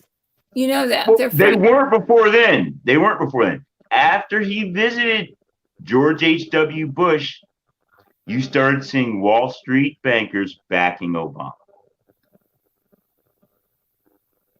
Well, it was, if you go back to the Obama administration and his stimulus bill, his stimulus bill went to fund big campaign donors that made like storefront businesses, green energy, all these green energy businesses, which didn't exist at all. All he was doing was paying them back, giving them our money, and then they all went bankrupt. And yeah, that's part of their money laundering political game. Let the cat out of the bag yesterday. He said that he was in charge of the stimulus that was supposed to go for shovel-ready jobs, to make jobs for the people. He said, we sent it to all the government workers so they would stay employed. These government workers all belong to a union. And what happens, they take the money and they have to pay the union. And the union gives money to the Democrat Party. The money, it was our taxpayer dollars that went right back to what he did was he laundered the money, took our money and laundered it and was put into the Democrat Party. That's why no bridge. That's how they make all their money. Nothing was fixed, and it was supposed to be shovel-ready jobs. And then the rest of it went to his big campaign donors, who all went bankrupt, and they all had these green energy things, which is a sham, as we know. Right. But do you want to get back to the Triple Crown? Do you want to get back to the Triple Crown? To the Triple Crown. Did you want to finish that out? Yeah, we can go back there if you want to. Yeah, let's because it's going to happen tomorrow, and let's see let's run down the list. Okay, Finnick the Fierce was scratched, and he finished second, and and then in Churchill Downs, last time he ran Churchill Downs, and Tiz came in third, but it was a sloppy track. So that tells me something about Tiz. He's not the all-powerful horse. He can't run in slop. He's not a mutter. He was 2 years old. Yeah, but if you see Secretariat, you will see him running through the track, look like a different river. Different horse. He's a Kentucky bred horse. His is a New York bred horse. He's 2 years old. He's running in Churchill. Very intimidating for other. I'm from Louisville. The first track I've ever went to was Churchill Downs. I want to be buried right in the center of Churchill Downs when I die, so I can hear the horses run forever. It's a very intimidating place for other people who are not familiar with it to go to. It's something about the mystique, the crowds. It's just intimidating. He's a New York bred horse. He was out of his environment as a 2-year-old there. I don't really hold that against him. What he can, it's mud and rain and slop and rivers didn't stop Secretariat.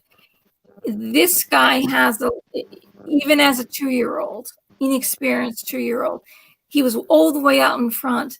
This guy does have, let's say that he's not 100%, and like I said, when he passed the finish line, he didn't slow down immediately, which means his heart isn't in 100% great shape. The heart is supposed to slow down immediately. Well, that's where we saw when we looked at I look at her and I said, American Pharoah did. I watch the horses and I see how long it takes them to come to a stop, slow down. And the other horses should be running past them as they're coming to a stop. That is a horse that has not expended themselves, that they can keep running, that it's. So we got Max Player here, trainer Steve Asmussen, jockey Ricardo Santana, odds 30-1. Heard a lot of good stuff about Max Player. This colt finished third behind Tiz the Law at the Belmont at the Travers. He isn't going to catch him here either. Okay, his speed figures have steadily improved, and his new trainer and jockey, Sure, they're combined 0 for 25 in the Derby, but Asmussen does have 2 seconds and 2/3. But they say that I hear that Max Player is consistently is improving under Asmussen. Like he's working wonders. Yeah. He may not come in first, but he might come in the money. What do you think? I like him to hit the board. Yeah, I had him in second. I think the strategy, and now it kind of hurts. It's not the same jockey that he had. If Rosario was riding him again, I think it would have been a lot better. But he already knows Tiz the Law. It says it's much better if you have the jockey because it's the same human with the same horse. This says, we know this guy we're facing. We're just going to run behind him. That's probably the strategy they're going to go with, is they say, we know that you're good enough to run behind Tiz the Law. So what you're going to do is track Tiz the Law. Hopefully, if something happens to Tiz the Law, then, you can shoot ahead of him. But that's the pace you want to go with, because you already know you're good enough to run, a couple lengths behind him. So I think that's a decent strategy. I think the other horses are either going to be trying to block Tiz the Law, or they're not going to be satisfied with losing to him. I think they're going to be satisfied with losing to him, which is why I think that he's got a good chance to hit the board. Okay. Enforceable trainer Mark Cassie, Adam Bisaccia, odds 30-1. He's gray and he's won twice in 10 tries. His last win came in January. He's just a cut below the rest. What do you think about Enforceable? I don't think he belongs in the race. 4 at the lucky if he gets 4. Storm the Court. Trainer Peter Urton, jockey Julian Laparo, odds 50-1. He won the Breeders' Cup Juvenile in November at odds 45-1. His best performance since was a runner-up finish on the turf in his last race. He may have a future on grass. And his sire, Court Vision, also started on dirt before finding success on turf. So that's where he belongs. You think he probably won't finish in the money. Yeah, I don't like him in the money. Turf horses are soft, I guess, for a way to say. They like that soft texture, surface, and running in the dirt, especially. I mean, now it's probably not going to be sloppy, but the turf isn't flying all over you. The dirt's flying all up in your face and stuff, and just some horses just don't like that. Yeah, so they breathe it in and get in their eyes. Yeah, he just feels like he's not the kind of horse that he just hasn't done well in lesser dirt races. I don't expect him to do well in this one. So I think they'll probably move back to the turf where he belongs. Put him in a turf mile. I think that's probably where I would put the horse if he were my horse. I'd try to run him in a turf mile, mile and 8 turf. Okay, so 5 is Major Fed, trainer Greg Foley, jockey James Graham, odds 50-1. This closer showed signs of life, finishing second in the Indiana Derby in July. This is a big step up. He's the first Derby horse for this trainer who grew up just outside Louisville and is based at Churchill Downs. but the feel-good story ends there, right? So that's feel good stories usually end when the big things on the line, but sometimes the feel good stories come true. The thing that would get him through is the horse is one of the best bred horses I have ever seen. I remember when AP Indy was coming up, and he was the best horse that I had seen at that time going into the Kentucky Derby. Yeah, and it was another one of those cases where he was scratched before the Kentucky Derby, and I'm like broken because I was so sure that AP Indy would win the Triple Crown, but he got injured before the Derby. Secretariat and Seattle Slew. Oh yeah, your Secretariat and Seattle Slew with your grandfathers.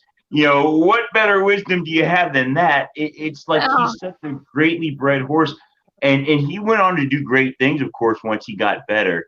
And that's kind of what I see out of this horse. You've got Smart Strike and Awesome Again, and not just was Awesome Again his grandsire, but he came through Ghost Zapper, which is he's another one of my favorite horses. I think Ghost Zapper is another one of those horses that could have beaten Secretariat's record had the time and situation been right, and he'd run in the Kentucky Derby as well, because Ghost Zapper was just that good. But horse racing is very complicated. You don't always get to run in the race you think you're going to run in. You might have an injury, a fever, a bone spur. You have no idea what's going to happen. So it doesn't always work out, but in the long run, you look at the breeding, and the breeders know this is a good horse. He might not have had the same resume as another horse because of certain circumstances, but when you look at the breeding on Major Fed, it's just really strong. So I wouldn't be surprised if he does something out of the ordinary. I didn't pick him to do anything. I thought the Indiana Derby was kind of slow. Shared Sense got an easy win, but that's the thing about the horses. Like you said, they're still colts. They're still kids. He's still going to be a kid next year. He's be an older kid, and a kid is liable to mature faster than an adult who's already established. So it's possible Major Fed, I think, could do something. If somebody's looking for a long shot, I don't think that's a bad choice. Plus, the jockey knows the track pretty well.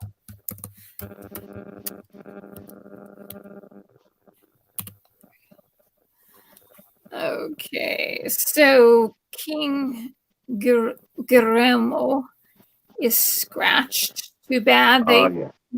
Guillermo, yes, that's a shame. I kind of wanted to see what he was going to do. Yeah, they said that he had a chance. That's why it seems like an art collector. They're pulling horses that might have had a chance at possibly challenging.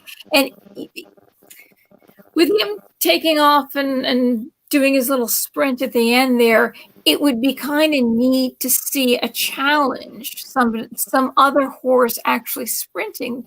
It seems like these other horses just stay back and nobody's actually trying to, okay, it's time for us to sprint. Nobody even tries. They don't have it in them at all, which I find really unusual. He just sprints and he goes. California Chrome would do something like that. He would stay at third place, and then he would, near the end, he would all of a sudden go in front, and he would go a little sideways too. He'd be just happy running, but his problem was with his owner was a real alcoholic, and I think, but though his owner was right, he knew there was something wrong. No, they didn't like him. And I don't think they wanted him to win because I really don't think any of them liked the owner, because he would drink and he would swear and he was totally out of their league. Yeah, and he wasn't even the sole owner. He wasn't a sole owner, but he was mismanaged, just like Maximum Security was mismanaged. They were upset about, the disqualification of the Derby. They should have run Maximum Security in the Preakness. They should have run Maximum Security in the Belmont. They should not have let a horrible decision ruin the horse's career. But owners, unfortunately, with horse racing, You don't have to know a damn thing about horse racing to own a horse. And the owners make the decision. Yeah. Like, what was the horse here? I'm looking at Money Moves. It's funny. He's the next one coming up. Money Moves. He probably doesn't belong in this race. The reason I think he's in the race is because the owners probably said, I want to have a Kentucky Derby horse, which is what a lot of owners say. And so they go hire a guy like Todd Pletcher. And Todd Pletcher would say, your horse isn't good enough to win the Kentucky Derby. But if you're paying me to get the horse in the Kentucky Derby, I know how to do that. I know which races to run him in to avoid enough competition to get him the points, and we'll get him in there and he'll do it. And you can have your day in the Derby and you invite your friends to the Derby and you watch your horse lose. And that's what these guys get paid a lot of money to do that. I don't fault them for doing that because Todd Pletcher knows that more than half of the horses he's running the Kentucky Derby didn't belong there. He was just got him in there because that's what he was paid to do. And so that's what I think happens with a lot of these cases. That's why you get these weird outcomes, because the owners aren't horse guys. A lot of them have no idea about horse racing at all. A very few of them are sports fans. So a lot of them, they don't know anything about it. So they have lots of money, and somebody else they know said, hey, you should buy a horse. And they're like, oh, like we were talking with Soros and with China. I don't know anything about horse racing. China obviously knows nothing about horse racing. And or else you see some Chinese horses, getting sold for some money. Japan knows a little something about horse racing. In England, they know a little something about horse racing. And in Saudi Arabia, they know a little something about horse racing. China, they don't know anything about it. They just know it's cool, and I want to win. And that's a factor. Unfortunately, that's a factor that you deal with in horse racing. Yeah, so Money Moves. Okay, there's Money Moves. He's only had 3 career races. 2 of them were wins. His trainer has won this race twice, but that's not a whole lot to go on. He's the only horse in the field who has run against older horses, finishing second by a neck. Speed figures have steadily improved. Intriguing. So there's maybe, you never know, money. Who knows? We don't know if an upset. We don't know if Tiz the Law is going to turn around in 28 days, because he's been running 2 months apart, 4 months apart, huge. I was looking at from the beginning how long, and there's nothing shorter than 2 months apart. Can he turn around in 28 days? I mean, he looks good, but how many horses look good before a race, and like what happened? Yeah, it'd be kind of interesting to see that. So South Bend, Bill Mott is the trainer, odds 50-1. This colt won his first 3 starts as a 2-year-old, but has not found the winner's circle in 9 starts since. A last-minute addition to the field after the highly regarded art collector scratched. This closer faces a mighty task. So that's like South Bend. I think he's another miler. I don't think. I mean, he's going to need something crazy to happen. I say that because any horse can win. I always tell anybody, if you want to know what horse racing is all about, watch the 2005 Kentucky Derby, and you will see what kind of craziness can go on in this race, and why a horse that's such a big long shot can win. That's Smarty. That's Giacomo. 2005. 2005. Smarty Jones was 2004, right? Yeah, Smarty Jones is 2004. Yes, 2005 was Giacomo. I think Giacomo was somewhere around 50-1. The second place horse closing argument was like 79-1. And then a Fleet Alex, who was really the best horse that year, was still 12-1, who ran third. But it was crazy opening fractions. I mean, the Kentucky Derby is known for for Yes. them. But they run faster than they're supposed to because it's a hot-headed race and everybody wants to win. And so even though you're running a mile and a quarter, they don't really take it easy as much in the Kentucky Derby as they do in other mile and a quarter races because it's just got all that element. You have all these horses in there. But it was insanely fast. The only thing faster, like I said, was the one 2001 with Monarchos, was the fastest opening half mile. But in this race, you see a sloppy track. You see this, I think it was the second fastest opening half mile in Derby history. And then you see horses, as they come around the corner, you just see them getting tired. They tried to run this mile and a quarter too fast, and this one's got the lead, and he falls apart. And then this one's coming on, and he falls apart. And other guys are trying to weave around this horse and weave around that horse, and the horses are getting tired, and there's dirt flying all over the place. And it's literally it's exciting. I could watch that race over and over again, even though I know it's going to happen, just because of how much stuff happened. You could watch each individual horse throughout the race and see a completely different story just because of how crazy it was. And so I always know you could always have that race again. It's got the elements of the Kentucky Derby have anything to happen. That's why so many people are into it. It's a shame there's not fans and everything like it's supposed to be, and because anybody could really win. But with all these horses dropping out, that's what I think is making Tiz the Law so much more of a favorite, because the variables are being taken away. Well, you're right. You're not. Nobody's going to watch the Preakness. The Preakness is just going to disappear, and they have to keep people excited and interested in the sport.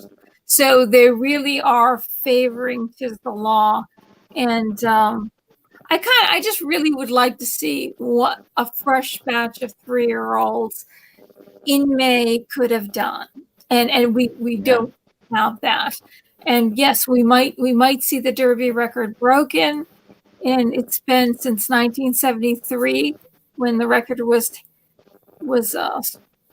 broken by Secretariat, and we haven't seen anyone do it since, because you have a factor of fresh 3-year-olds just turning 3, immature, 20-horse race that nobody knows what they're doing, and it's the horse that's just a little bit more mature, that's got the moves, that wins that race. If you can break through all those horses that might be running sideways or running into you or boxing you in, right? You all these things can happen because they're out of control, and those jockeys have really got to do their work in that race because it's crazy. So we don't have that. We have a horse that has matured and gotten suddenly better when the Belmont. He is more mature, but he's still a colt. I mean, he's still a colt, but he did mature, and they do mature over the summer. And September is goodbye. Summer's over with. So they're really good there. So Mr. Big News. So trainer W. Brett Calhoun, Gabriel Size is a jockey, odds 50-1. He's not run nearly fast enough to keep up with most of the field, seizing on another late opening. The connections of the 6th place Bluegrass finisher decided to shoot for the moon. So you agree with that, huh? Well, one interesting note I heard, I didn't verify, but I heard that Sia's got 5 wins today on the card at Churchill. Really? Yeah. So a hot jockey tends to stay hot. We'll see what he's got. That's another reason I'd say to consider him if you're looking at a long shot, is the jockey's hot right now. I didn't really like the horse particularly. He's another one I think that was just a bit outmatched. But because, I mean, honestly, let's say if this race were being run back in May, we'd have Nadal, probably Charlatan, the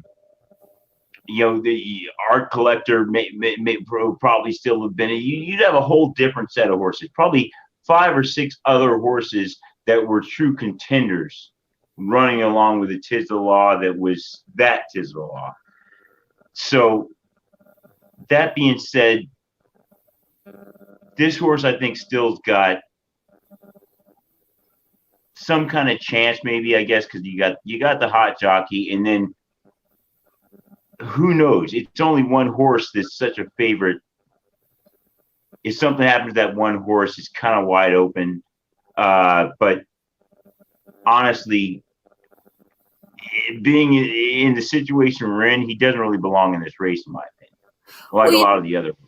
Country, granted, it was because of a DQ that he got the win in the Kentucky Derby last year, but he still came in second.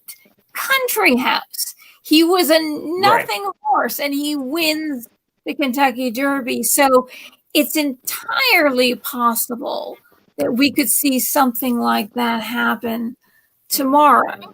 You know, what if we don't know, because Tiz runs a little sideways, it doesn't run straight. We don't know if, and sometimes they don't show. Sometimes they get a little sore, they twist it the wrong way, and we don't know until they actually race and the pressure's on them that they've actually been hurt. Or sometimes they could just have a tummy ache. You know what I mean? They ate a burr in the field, and their tummy just isn't quite right that day, and so they're not their best, even though they're great horses. They just, like you and I, we get up in the morning and go, I didn't drink last night. Why am I feeling like this? You know what I mean? Yeah, you're having a bad day. So that's the thing I say with this horse. Because the jockey's on a hot streak, that's a good thing. Yeah. I mean, let's say he doesn't win.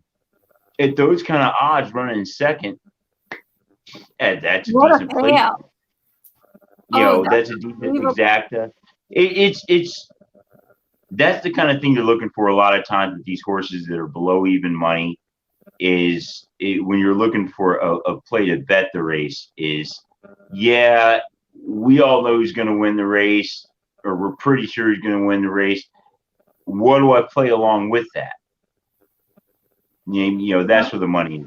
This is the kind of horse you want to look at. The jockey's hot, and like we said, he may or may not belong in the race. But the thing with horse racing, especially when you're running this long distance, that people forget, a lot of times the second best horse doesn't run second. The second best horse will run last or second to last, because he gave it his all to beat this top horse. And then once the second one, the one that couldn't win, that couldn't beat the top one, folds and realizes I can't win, he fades way back. And then here comes some other horse who never challenged the main horse. That's how Giacomo won in 2005. Mike Smith didn't even think he could win that Derby. Mike Smith rode a good race. He got out there and rode a strong race that horse could run. And because every other horse ran a bad race, he ended up with the win, because his horse didn't get too tired before they got to this distance. Mike Smith just went out there and said, I'm going to run 1.25 miles. And that's all it takes sometimes, is having the smarts to run your horse in the race that you're running him in, not to worry too much about what the other horses are doing. Because if you get caught up in what the other horses are doing, that's how you burn yourself out. You get tired. I was horrible at that. I grew up being a runner, a basketball player, a sprinter, run as fast as you can. And when I went to Army ROTC, you had to start running miles. And I would always get tired. And they're like, what are you doing? Why are you sprinting so much? You have to pace yourself. You have to slow yourself down. You have to run this mile, conserve your energy. And I had never heard, nobody in basketball conserves their energy for anything. You're running back and forth as fast as you can, as quick as you can. And then once you get tired, you go sit on the bench. The court is so hard, and you're pounding that affects your knees, because you're pounding, you're putting a lot of pressure on. Oh, yeah. Tell my knees about it. I've had surgery on both of them. See that? So. Look at that. See how I knew that? Psychic. Yeah, so when you have that mentality, you're like, hey, I'm not going to come out here and try to destroy this whole track in the first 4 or 5 furlongs. I'm going to run this race for the entire 10. And that's the strategy it takes a lot of times, especially if you're not really talented enough to run a great race at 10 furlongs, but you're talented enough to run a good race at 10 furlongs. And the jockey knows that, and he lets the horse do what he's good enough to do. So this is one of those horses that I see, well, yeah, that could possibly happen. That sometimes the horse that wins, it's that the other horses are getting tired and falling back. It's not always because the horse is actually getting faster that doesn't fall. He just has a little more stamina in him, and the other horses are just tiring out. Right. So that's where the breeding, I think, shows up the most. Is when you see these horses that their father had stamina, their grandfather had stamina, their great-grandfather had stamina. It's quite possible that this horse might not be that fast in a mile. He might not be that fast in a mile and an eighth, but you start taking him longer, he's going to have that stamina. They'll never win. They say Exterminator, who ran 100 races, and he was the European horsemen in Europe and Britain were pressuring Sam Riddle to run Man of War against Exterminator, because Man of War didn't run extra long races. He ran long races, but not the stamina races, like up to 3 miles. And in Europe and Britain, it's like, to them, it's like our horses just run short distances. They go for Saudi Arabia. We're gonna run 3 miles. So they were pressuring. They were the last race that Man of War ran. He ran with Sir Barton, but Sir Barton had already crapped out. They said that he was on cocaine, but he was already worn out. He was an older horse, was already worn out. And when Exterminator's owner went in, Sam Riddle would set up these races and set up match races. So he would never set him up with a horse that he knew would beat him. Like when he was like a showman. He was like a carnival barker. He's like the Floyd Mayweather. Floyd Mayweather. I'm going to put on a show and I will never lose. Right. And he was saying that just like at a carnival, they have the strong man or the fake strong man at the carnival. Then they have like somebody that they're paying in the crowd saying, who can come up and fight and best my champ? No one has ever beaten him. And then this little pipsqueak would say, I will try. Well, he was claiming that everyone was too scared to run against Man of War because Man of War was so great. And then, so he said nobody was offering, but it's kind of stupid because any horse that runs a match race, they split the purse. Of course, Man of War gets more, but it's only a 2-horse race. So everybody there gets to say, hey, I've got enough money to bid on this. We can bet on both and we'll win. That's what's like a match race is really like a show. So what happened It's like boxing. Just like boxing. So exactly. And so what happened was he claimed nobody would, and at the last minute, his niece, talk about nepotism, his niece takes the plow off of her plow horse called Hoodwink, who never ran a race in his life, and enters him in the match race. And that's when they say Man of War won by 100 lengths, but there was no way back then to count 100 lengths. It's kind of like, you're going 100 miles. So the car's going fast. Yeah. It's 100 miles an hour. Yeah. It's just 100. You know what I mean? Nobody knows. Like Hoodwink was a plow horse. He had no experience racing, of course, and it made Man of War look fantastic.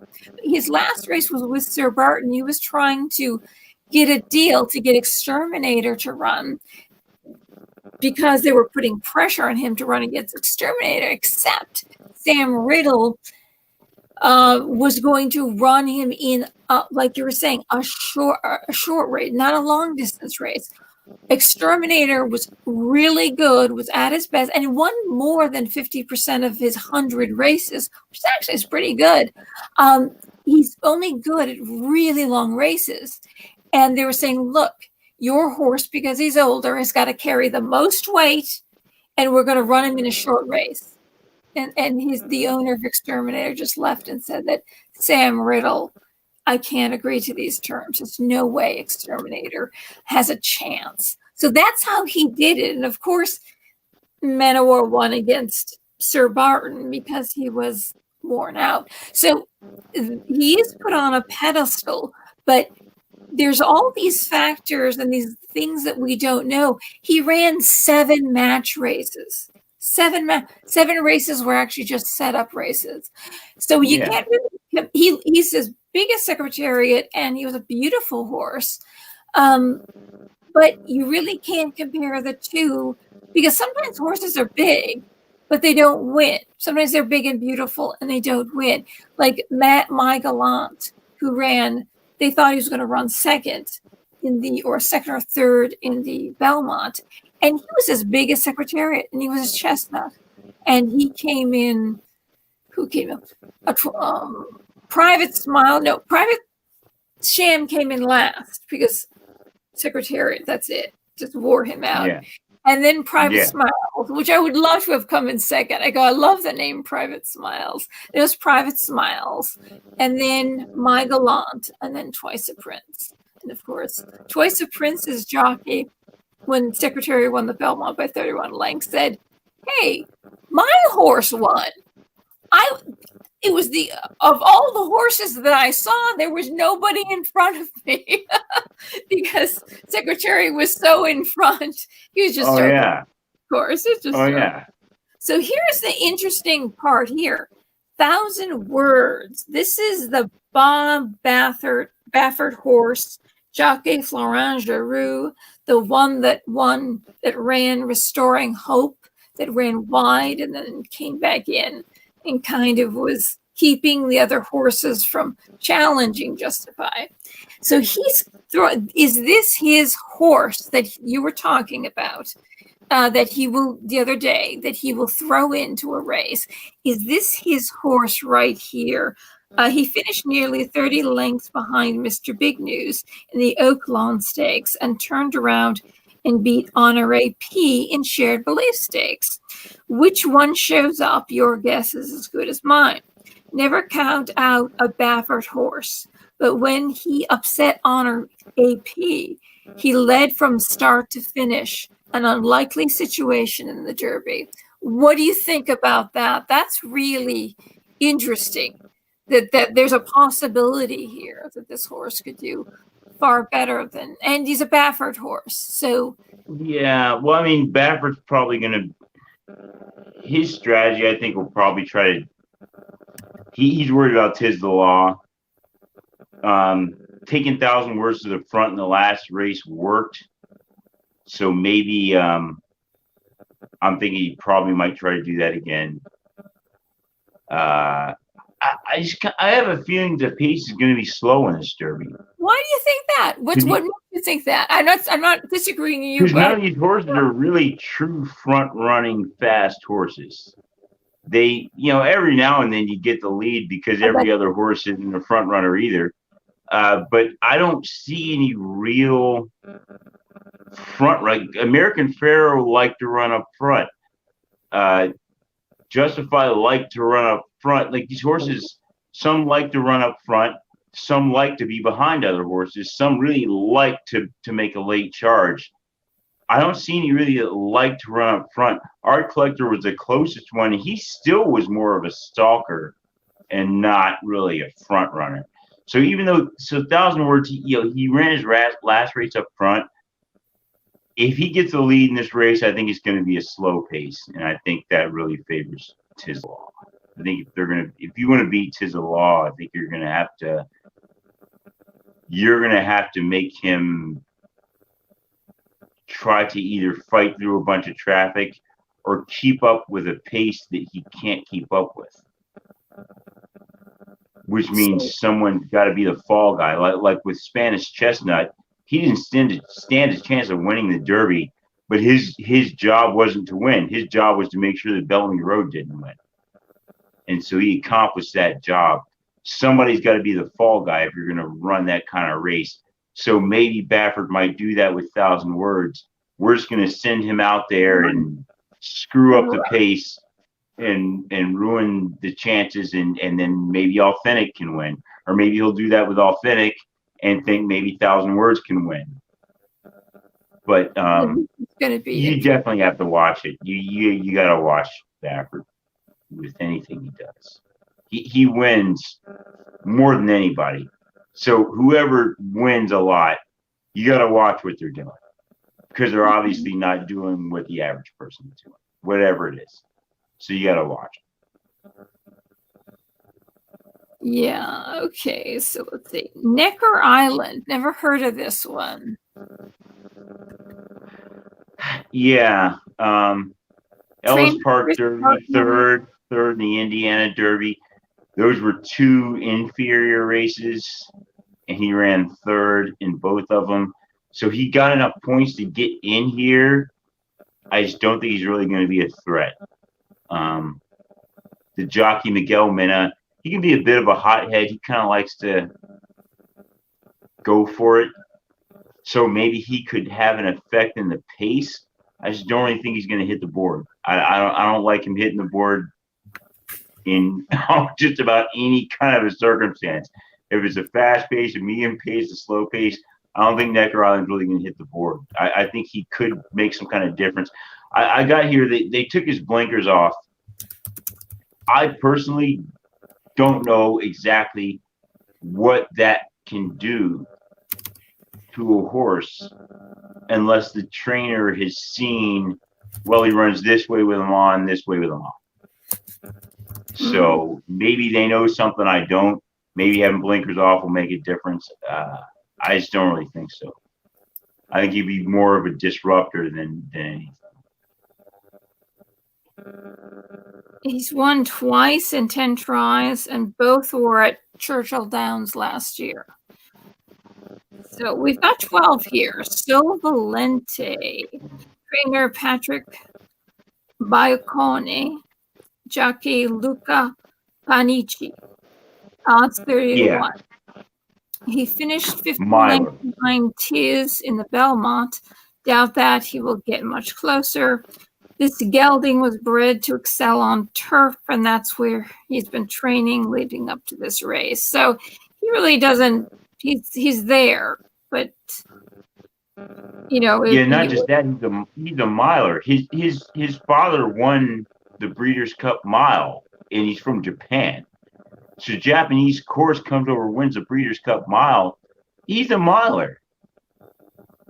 You look at in the Belmont, he's 15 lengths off of Tiz the Law at a mile and an eighth.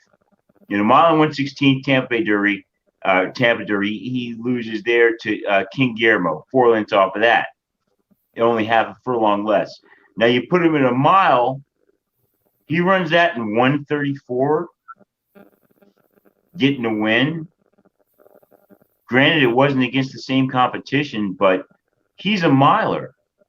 I mean, it's obvious he's bred to go the mile, turf or dirt, but he's bred to go the mile. They're entering him in this race. Like I said, a lot of horses do it. It's big money. Maybe my horse can get something done. It's crazy. A lot of crazy things happen in the Kentucky Derby. Screw it. We'll throw him in there. It happens. And I don't blame the people for doing it, but I just think truly he's a miler. And I don't think he's going to do anything unless something crazy happens. I'd like to see where he finishes. I'm going to keep my eye on that. So 13, attachment rate. Dale Roman's trainer, jockey Joe Talalmo, 50-1 chance. Pray for Rain. His only victory in 8 starts was on a sloppy track. How I miss the chatter around the barns this year, where no shot horses become sudden contenders. This one is no exception. Its trainer, a Louisville native who has never won a Derby, summed up the buzz. It's 2020. Anything can happen. You think? What do you think about that? Yeah. I mean, the 2020 anything can happen thing to me is, I think they're just overblowing it. I'm not so shocked about things that are happening this year. I mean, I know that sounds, it's not like I predicted it, but I did predict that the economy would crash again because in 2008 we never fixed the economy. So if you don't fix something that's broken and you just put a bunch of glue on it, it's gonna break again. That's all we did. So Well, it broke COVID again. shut everything down. If you got everything shut down, then the economy and people are out of work. Economy's got to fall. I mean, that's the economy fell. The economy fell before that happened. The economy fell last year. The Fed bailed out the banks quietly. Nobody knew because the thing that they did in Dodd-Frank was that they made it to where the next time there's a crash, you don't have to come back to Congress and beg us for money again. We're just automatically going to give you money when the banks crash. So they did that in Dodd-Frank. So I knew it was going to crash again. And at the same time, when it crashes again, people aren't going to notice. People don't notice stuff until nearly full employment. But right before the crash, we had nearly full employment. And yeah, but that full employment, once again, that number is another manipulated number. The unemployment number is only based on people looking for work. And so once you stop looking for work, you're not considered an unemployed person, even though you are. And then it doesn't include kids and old people. And so, I mean, that number is it's statistics. Statistics are not facts. They're statistics. They tell you exactly what they say, and that is it. And you can't build anything else out of them. If you know how many people are out of work and you know how many jobs, we had an excess of jobs that weren't even being filled. But we had an excess of jobs based on having a bunch of people that weren't working for 8 years before that because they weren't looking for work. They lived in situations to where they didn't need to work, whether their parents or whoever could afford to pay their expenses. I mean, look, more people coming up were 30 years old living with their parents than ever before, going through after 9/11, 2000s, 2005, so on. More people were living with their parents over the age of 30 than ever. And that number stopped being reported on because it probably didn't stop going up. There's a lot of people in this country and probably worldwide that just stopped trying to have that old school independent life, and we're just going to settle down with this new school life because instead of paying for lots of bills, I can afford my $800 iPhone. So those people they don't show up as unemployed because they weren't ever working. Or some of them were working for such short periods of time they fell off the rolls, and they don't count as unemployed people because it just makes the numbers look bad. They don't want to work. In that case, they don't want to work. But if you've got a bunch of people that do want to work, and then you have all of a sudden you have more people working than before, when you had this really high unemployment when Obama left office, it was extremely high. And then these people who were unemployed all of a sudden got jobs. So a lot of them got jobs, and a lot of it was because the Obama thing was to create Obama jobs. Obamacare makes it so full-time jobs got turned into part-time jobs, and so people were getting part-time jobs instead of full-time jobs, and having multiple jobs instead of having one job. And Medicare to build buildings to house these Obamacare people and give them computers and desks. They took it out, $685 billion out of Medicare. That is. I mean, that's kind of like this. Those are all kind of like fake jobs because you basically stole them. And people pay into Medicare. Exactly, just like healthcare. They stole healthcare from people that were working to give it to people that weren't working and say, hey, we gave healthcare to all these people that didn't have it. But they didn't account for all the people that had it, that lost it, because now they were working a full-time job. They gave health care, and then all of a sudden their job is cut down to part-time, and they lost their health care, and we just don't pay attention to those people. Jobs went away. Statistics are made to say what the person who's telling you, generally, they're made to say what the person who's telling you wants you them to say. It doesn't necessarily mean that it's really the truth about the real numbers.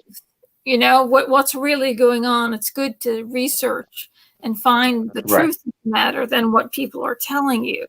So winning impression. Trainer Dallas Stewart, jockey Joe Rocco Jr., odds 52-1. This trainer knows how to hit the Derby board with long shots. Remember the second place finishers, Golden Soul and Commanding Curve. But this gelding will most likely have even longer odds.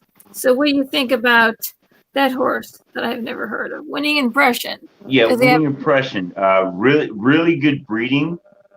Oh yes, I heard so that. That may work out for him in the mile and a quarter factor, and he may have enough gas, especially the pace is too fast. He may have enough gas left over to hit the board. He's just not impressive though. A mile and an 8 Ellis Park Derby, 13 lengths off of that one behind Art Collector. Indiana Derby, which wasn't a competitive race, shared since he's been running in the Kentucky Derby. He's 11 lengths off of that one. Arkansas Derby, 9 lengths off the leader in that one. So this horse hasn't done anything recently. I don't think he's going to do anything this time. He's going to need something. Now we're getting to the hot ones. 15, New York Traffic. People think that he has a shot trainer. Steffi Joseph Jr., jockey Paco Lopez, odds 20-1. That's a little bit better than 50-1. There's a lot to like about this hard trying coat. He's gray, finished second in the Haskell by a nose to Authentic, and always fires. That's right. He just almost, if that race was just a tad longer, he might have beat Authentic, but he just lost by a nose, and he always fires. So he might do something. He has hit the board in 7 of his 9 races and is strong to bet to do again. His trainer, a Barbados native, is yet another Derby newcomer this year. So what do you think about New York Traffic? All right. The interesting thing is he's run second 3 times in a row. So that makes a lot of people say, like I said, he shows a lot of guts. He closes hard. The thing is, when you look at these races he was running in, Louisiana Derby, a mile and 3/16 in 156. He closed hard to hit second there. 2 seconds above even time though. Mile and 16th in the Matt Winn, 1 second above even time, 143. He's second in that one. And then the Haskell, mile and an 8th, 150, 2 seconds above even time, and he closed there. So he's finishing second behind slow times against Tiz the Law, who is coming close to hitting record times. Yeah. So Tiz the Law ran a mile and an 8th, 4 seconds faster than that Haskell. I don't care what people say about track bias. I realize there's a track bias, but there is not a 4-second track bias between Monmouth and Belmont Park. No, that's 4 huge. seconds is an eternity. In racing, 4 seconds is a really long time. It's just, Tiz the Law is just that fast, and I think Authentic and New York Traffic they're just that slow. Having an off day or was something like that, which could happen, and then he'll come back. He may win the Preakness and then the Breeders' Cup Classic, even if he does lose tomorrow. And you basically, since the Triple Crown is just kind of all over the place, you could judge it even if he loses, because they do lose. Then he has sort of won a type of Triple Crown, or some type of Grand Slam. You know what I mean? It's kind of like, because it's so stretched out. It's not our 3 races. at 3 differing lengths, with the longest being 1.5 miles in 5 weeks. This is the COVID thing is kind of, Yeah, he's really competing. To me, he's competing with American Pharoah. American Pharoah lost to Travers, remember? So he lost to what? Travers, that's right. American Pharoah lost to Travers. They said he had a fever. Nah, no, you don't think so? What I saw a horse that moved too soon, and Keen Ice caught him because he moved too soon. But he came back. He won the Breeders' Cup Classic, so it's all good. Nobody's perfect. Secretariat lost to Travers as well. So people say, yeah, anybody could lose to Travers. Now, Tiz the Law won the Travers. So if he loses the Derby, however, has the wins that he won. He won Florida Derby. He won 1 1/8 Belmont. He wins the Travers, loses the Kentucky Derby, but wins the Preakness and wins the Breeders' Cup. I think they'll say Tiz the Law is still just as good of a horse of the year. Definitely. That's what I'm saying. That it's so spread out. It really kind of doesn't matter. Say, hey, you know what? He needed a little more rest. Maybe he ate something funny in the field and upset his tummy. It's just, who the heck knows? I know. But if he wins them all, then they'll make the argument that Tiz the Law is worth more to breed with than American Pharoah, and that's why they need to win them all, is because they're up against COVID and American Pharoah. They have to. He's got to win the Derby. He's got to win the Preakness, and he's got to win the Breeders' Cup. Yes, and if they hold him over for the Pegasus and then Dubai, the Pegasus, Dubai, and Saudi. To me, Saudi Arabia has the opportunity to really change horse racing, because if they continue to offer $20 million or so, even though I heard something that they didn't want to pay out the winnings, that if they can do that, though, then it brings horse racing on a worldwide level up here. Yeah.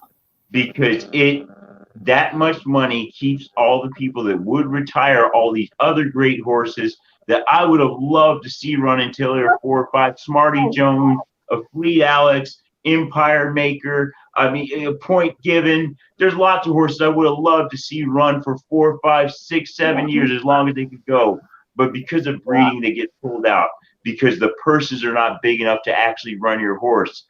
And if they could make it to where the purses were big enough to run your horse, then it would make horse racing a lot better. So I like the whole Saudi Cup thing, and so I like that idea. Hopefully, I'd like to see him continue. I would like to, no matter what happens tomorrow, I'd like to see how good when he fully matures and he starts running totally straight.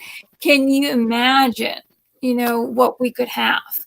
And I'd like to see. And you would see these past Derby. When was the last time you saw 2 horses that won the Kentucky Derby run against each other? Okay, we had, a couple of years ago, we had a California Chrome-faced American Pharoah.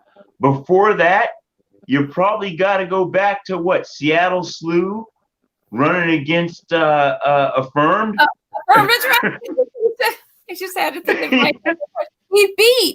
He beat Affirmed. That's right. Yeah. And I mean, you don't get to see that, the way they do things, and it's great for the sport.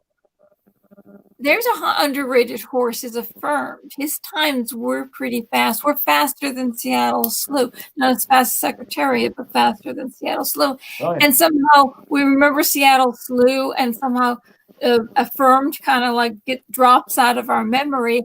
And when you see that between Pharoah and Affirmed, with the new point system, it's quite possible that Affirmed either equaled it or could have been a little faster, because he was running at a fifth of a minute, and Pharoah is running with hundredths of a second.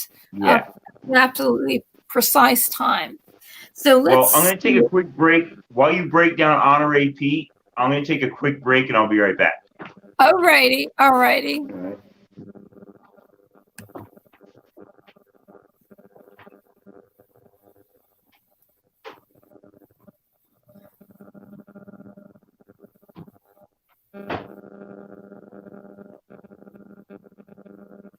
So Honore P. This is the one that some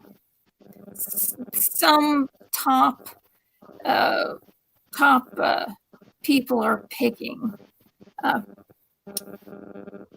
And I'm very sorry that it's getting late. Next time we do this, we're not going to have that. I said COVID Triple Crown.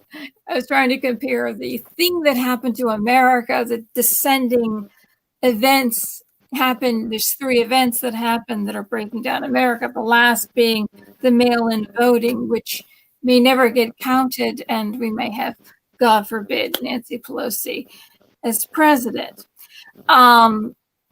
A woman that runs on Botox. Then from there, boom, we went into political talk. So next time we do this, we shall not do that. But this is interesting because the whole politics is what destroyed the Triple Crown. It should be called the Cripple Crown. Because it's all over the place. And all these horses that really should be running that will never know how good they could have been. Could they have won, like Nadal? Could he have won the Triple Crown this year? We'll never know because of this COVID thing. And God, they could have just run them since they're not going to have anybody in the stands. So there's kind of like what happened to America is it destroyed the Triple Crown as we know it, and it will quite never be the same. And we'll also never know what Tizalog could have done on a 1.5 mile track. You know, wouldn't you like to see, if he wins these, wouldn't you like to see him do a 1.5 miles? But the difference is he didn't run. It still would be never run when he just turned 3, when everybody just turned 3, and they threw them all on the track, and they had no idea what they were doing, and they were going from either 7 furlong, mile and 16th, mile and an 1/8, up to a 1.25 miles, and then the 1 3/16, and then 1.5 miles in 5 weeks. Horses that their bones aren't quite hard yet. In 5 weeks' time in the spring. Even if he did run a 1.5 miles, we will never know. What would he have done in the Kentucky Derby if he ran it in May? We will never know. Nadal most likely would have won. This horse would not have won. So we really will never know. And we do Secretariat's 3 pristine Triple Crown records are on the line. He may lose that tomorrow. And I really, honest to God, I hope he doesn't, because it's not if it was under the same conditions, but it's not under the same conditions. You know what I mean? It's like under the same conditions, okay, sure.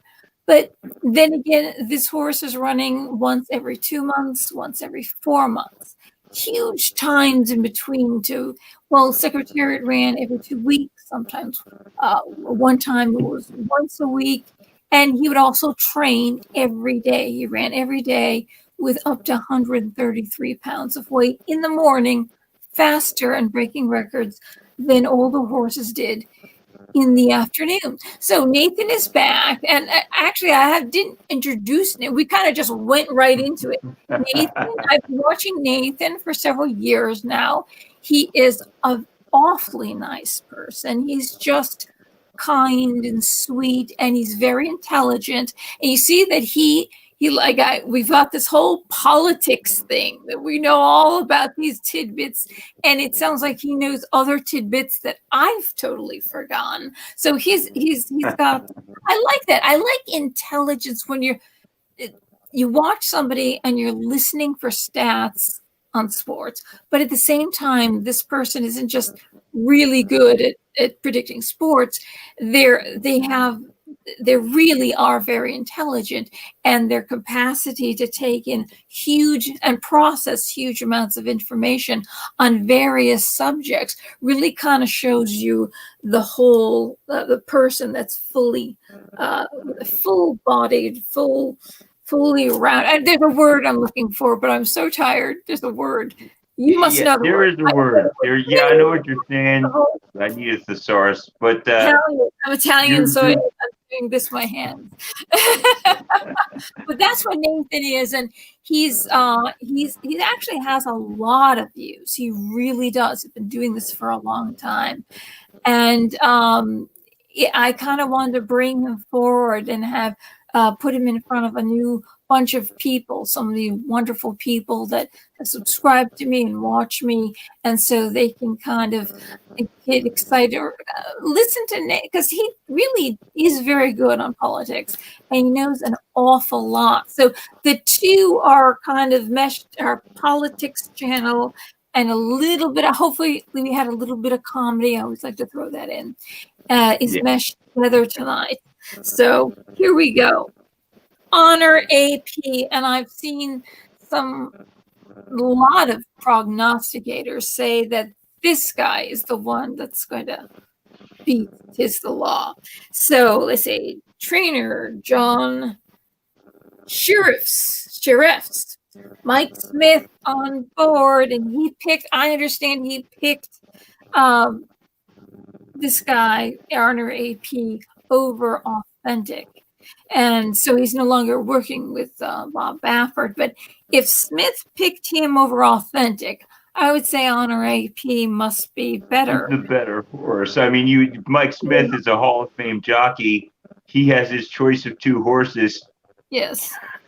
He's not going to ride the horse that he thinks is worse.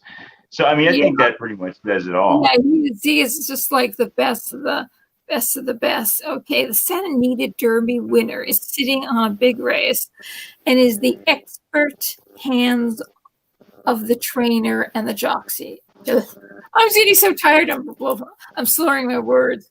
Who campaigned the jockey, great? That sounds like something we might have to come up with another one. So this is the Zenyatta crew that is piloting Honor AP. Zenyatta. I have it's funny you say that. I have a picture of Zenyatta on my wall. I'm looking at right now. You can't see it because it's on the opposite wall. But she was amazing. She beat Stallions. She was amazing. So the thing is that the picture I have of her on the wall is of her losing the Breeders' Cup Classic by a nose to blame. I would never put them on my wall. I never watched the races the Secretariat lost. I've got a playlist on all Secretariat, and I do not put the races. Of course, one race he was hit and he jerked his head because he'd never been hit before, and he bumped another horse, but he won the race. But they deducted him to second because they said, "Why did you hit him? Or why did he bump his head?" Well, he never needed to be hit before, or something like that. I don't know if it was Turcotte. I think it should have been Turcotte. They don't realize that Secretariat really didn't need to be hit, and so Secretariat was going to shout, "What the heck did I do?" And what I hear now from race experts is that kind of deduction, the kind of bump, they would never do today. He would have never lost the race. So you can kind of throw that on the pile of races that he could have won. Plus, they ran him when he was sick several times. And, it's come out. It was before Penny Chenery died. It came out that Penny Chenery was having an affair with Lucian Lauren. And I'm kind of wondering, did they take the eye off the ball? And Lucian Lauren was the type of trainer that if there was something wrong, like Secretariat had a boil underneath his lip because he'd eaten a burr, and during the wood Ron Turcotte kept jerking his head, but pulling him to run faster, and he kept jerking his head up. And even Bob Gaffney, who was his exercise writer, him and Eddie Sweat, whereas he said there's something wrong with this horse. You got to look at him. And they didn't see. Lucian Lawrence said, "You just don't tell nothing to nobody." And I suppose if they said, "Look, you ran him when he was," that's the reason why he got hurt or something. Maybe he was concerned about that. But at the same time, if you've got a trainer, and they're both trainer and an owner that are all hot and bothered and excited about their horse winning, and they're looking at each other as she's looking at him as the best of the best, and he's looking at her as the grande dame of horse racing. Because was it? Yeah. Well, they're going to run the horse anyway. Yeah, River Ridge won 2, but lost in the slop of Preakness. So I kind of like, and plus he got 28 owners when they had to, when the estate taxes were $6.8 million after her father died. So she would have lost all the horses. And the only way to keep Secretariat was to syndicate him. So estate taxes being that high, it was like 75 or 80% that they would take in estate taxes, which is totally insane. But I kind of blame, I kind of blame the two of them having this wild, passionate affair when they should have just been paying attention to Secretariat. But a part of it, I think, I mean, when you're dealing with sports, and I can attest to it myself, I think if you could interview Secretariat and speak to him and say, "Hey, you got this cold, you got a fever, we're thinking we're going to sit you out this race," and he would say, "The hell I'm sitting you are. I'm not sitting out this race. I'm running this race. I'm not going to let Sham go out there and win this race and get my glory. Screw it. I'm sick. I'll beat Sham when I'm sick. I'll beat Sham with a broken leg because I'm Secretariat." That's how athletes are. I really don't think that animals think any differently. They just don't speak our language. But I think that he was very smart. He would want to race. The horses love to do what they. You can see it on their face, especially the ones that are winning. They look the same as a winning athlete looks. There's some that look serious. They're out there and they're like, you can tell they're all about business. Other ones are out there just kind of goofing around. Other ones look like they're scared and like, what the hell's going on? They have just as much of a personality as we do. And I think that Secretariat is just a winner. And he would have wanted to run the races sick. And this one was a severe ankle sprain. The doctor told me I should have broke. He said, "You've been better off if you've broken it," because I thought it was broken. I was like, "It's not broken." He's like, "No, you sprained it, but you would have been better off breaking it."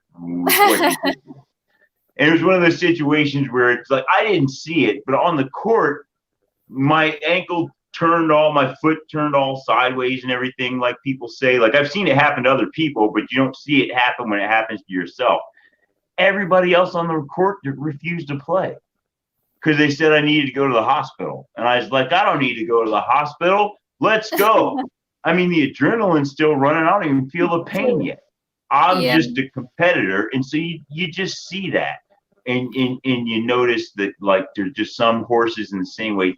They're competitors and they're going to want to compete. And when you have an owner that's a competitor and a horse that's a competitor and the trainer is a competitor, I mean, then you got a winning team. I mean, and that's what winning teams are all about. They have not just one competitor; they got a bunch. Humans still made the decision. You know, kind of like your child will want to do the same thing. "Oh, Ma, I'm not hurt that bad," and then the parent, the one that says, "No, you can't play." So it seems like the parents kind of dropped the ball a few times. Well, that's how I broke this arm. I don't want to blame my mother for it. But I broke this arm because she told me to come in for dinner. And I said, "No, one more," because we built this crazy downhill roller skating ramp thing. And the very first time I tried to pull it off, because she said, okay, you can do one more. And I tried to go really fast around a turn, and I fell and smashed my wrist right on the concrete. And but I was like, I got it this time. And she's like, no, come in the house. I was like, no, no, no. And I just pretty much didn't listen to her. Like, I got it this time.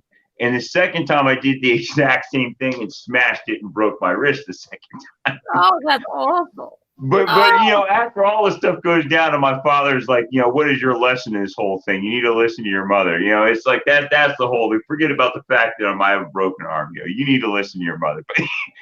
But that's kind of what you do when you're in you push yourself until you get injured. Yeah. And the owners, they push themselves, they'll push themselves until the horse gets hurt, until something goes wrong. And that's not the way you should do it, but that's kind of the mentality that some people have, that when you want to push yourself that far, then that's just what you're gonna do. You know.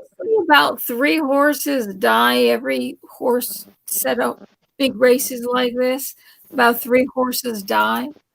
So it's kind of like maybe they should be treated a little bit more carefully, instead of, you know, and because there's another race. There's always another race if you pull them from this. And you got to learn it the hard way, because trust me, that broken arm happened to me at 6 years old. Wow. Right, and then 2 knee surgeries later, and then I still told you the story about them trying to drag. Everyone else refused to play because I turned my ankle. So I didn't learn after the ankle or after the wrist. I didn't learn after the first knee. I didn't learn after the second knee. Because after a while, you're like, you know what? And you know what? I think it was that got me was my doctor said, if you keep this, or as my physical therapist said, he said, if you keep this up, then Dr. Levin's going to name his new boat after you. Because he's like, all you're doing is paying Dr. Levin. You're screwing up yourself and paying Dr. Levin. You're screwing up yourself and paying Dr. Levin. He's like, that's what you're doing to yourself. And he kind of got it in my head. And that was, you know, I think I was probably 19, 20 years old. And I was like, you know what? I'm killing myself. I don't have to go this hard every time. But in my mind, that's what I had to do. And I don't doubt that a lot of these other people are any different, whether they're owners or trainers or jockeys or the horses themselves. But you think that boys do that? They've got that drive. They got to show, especially if you win and you are kind of broken. Hey, and oh my God, how did he do that? You know, that kind of victory is just like the high from that.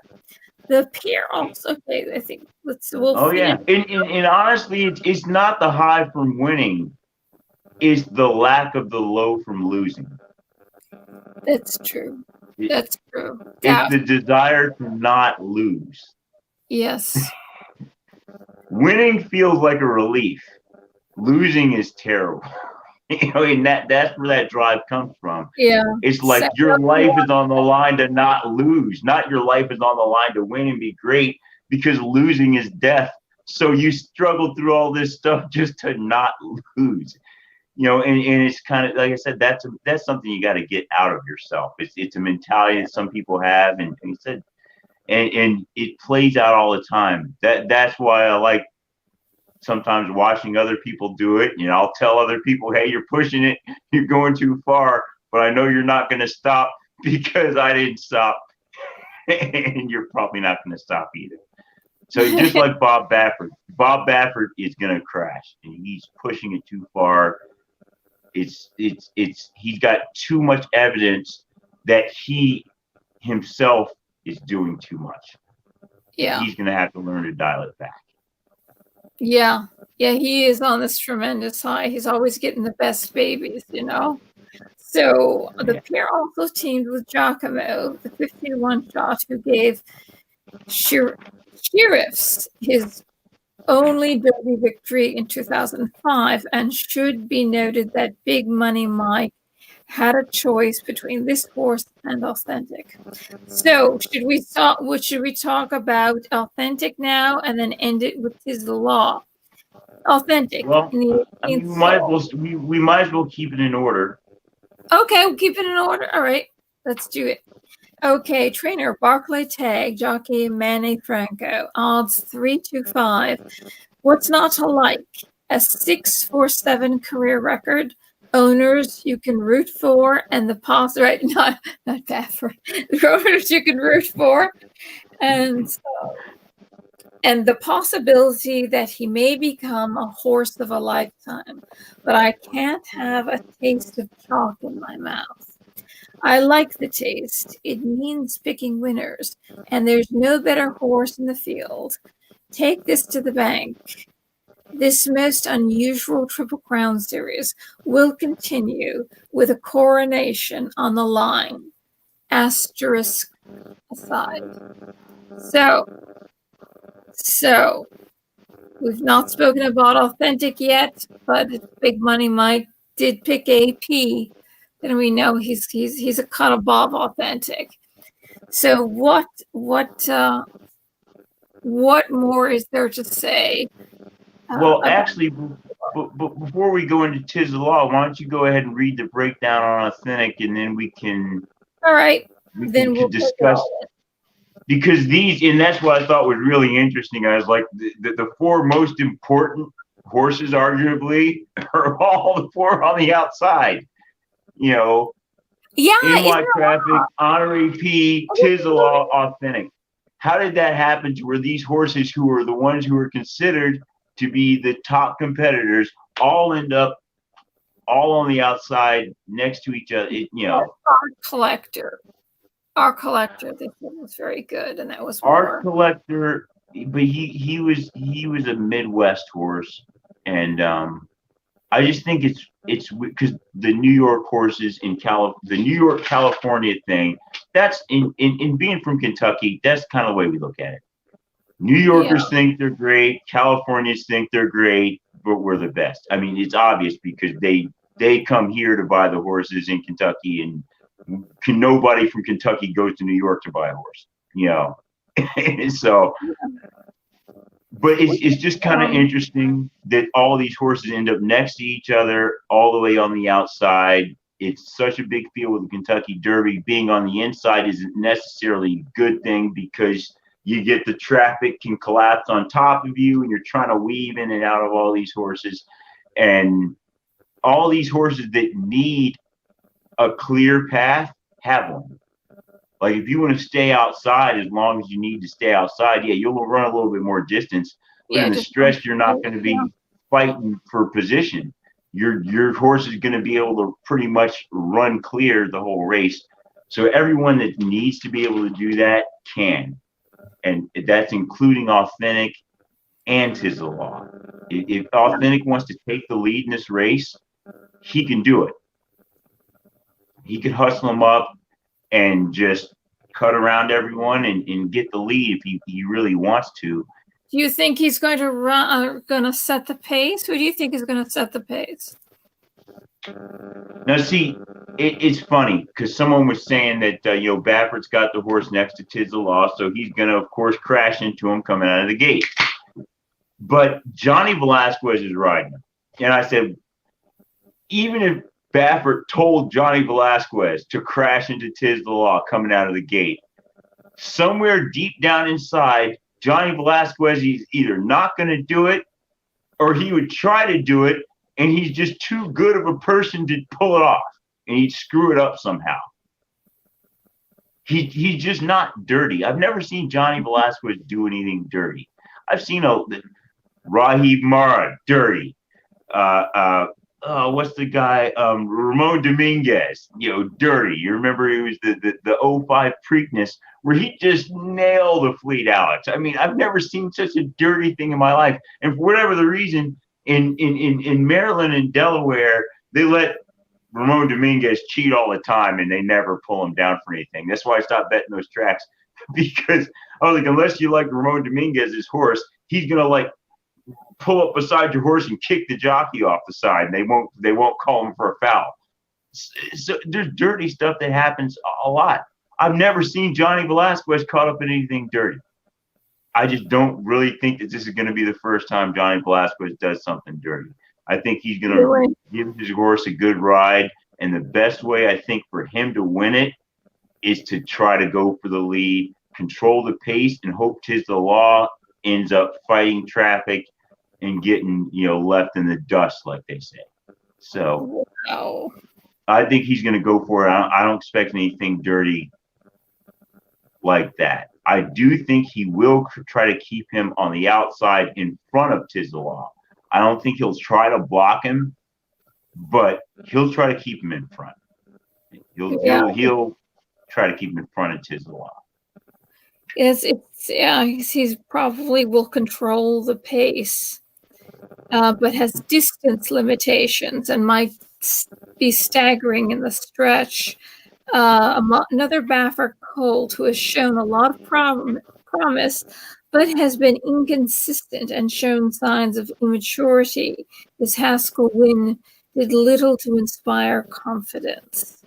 So your gut says 'Tis the Law, or does your gut say that somebody else some other horse might do it?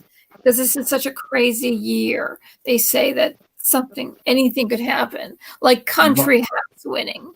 Well, see, to me, Maximum Security wasn't a hands down superior horse. I've only felt that way about a few horses. Like I said, AP Indy. It's like, wow, this horse is that great. Smarty Jones. I was like, wow, this horse is that great. I know, I was so disappointed. He lost the day that Ronald Reagan died.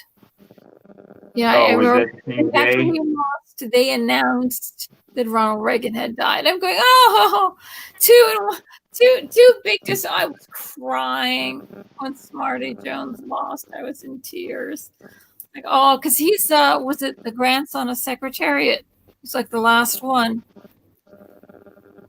Well, I think he was great.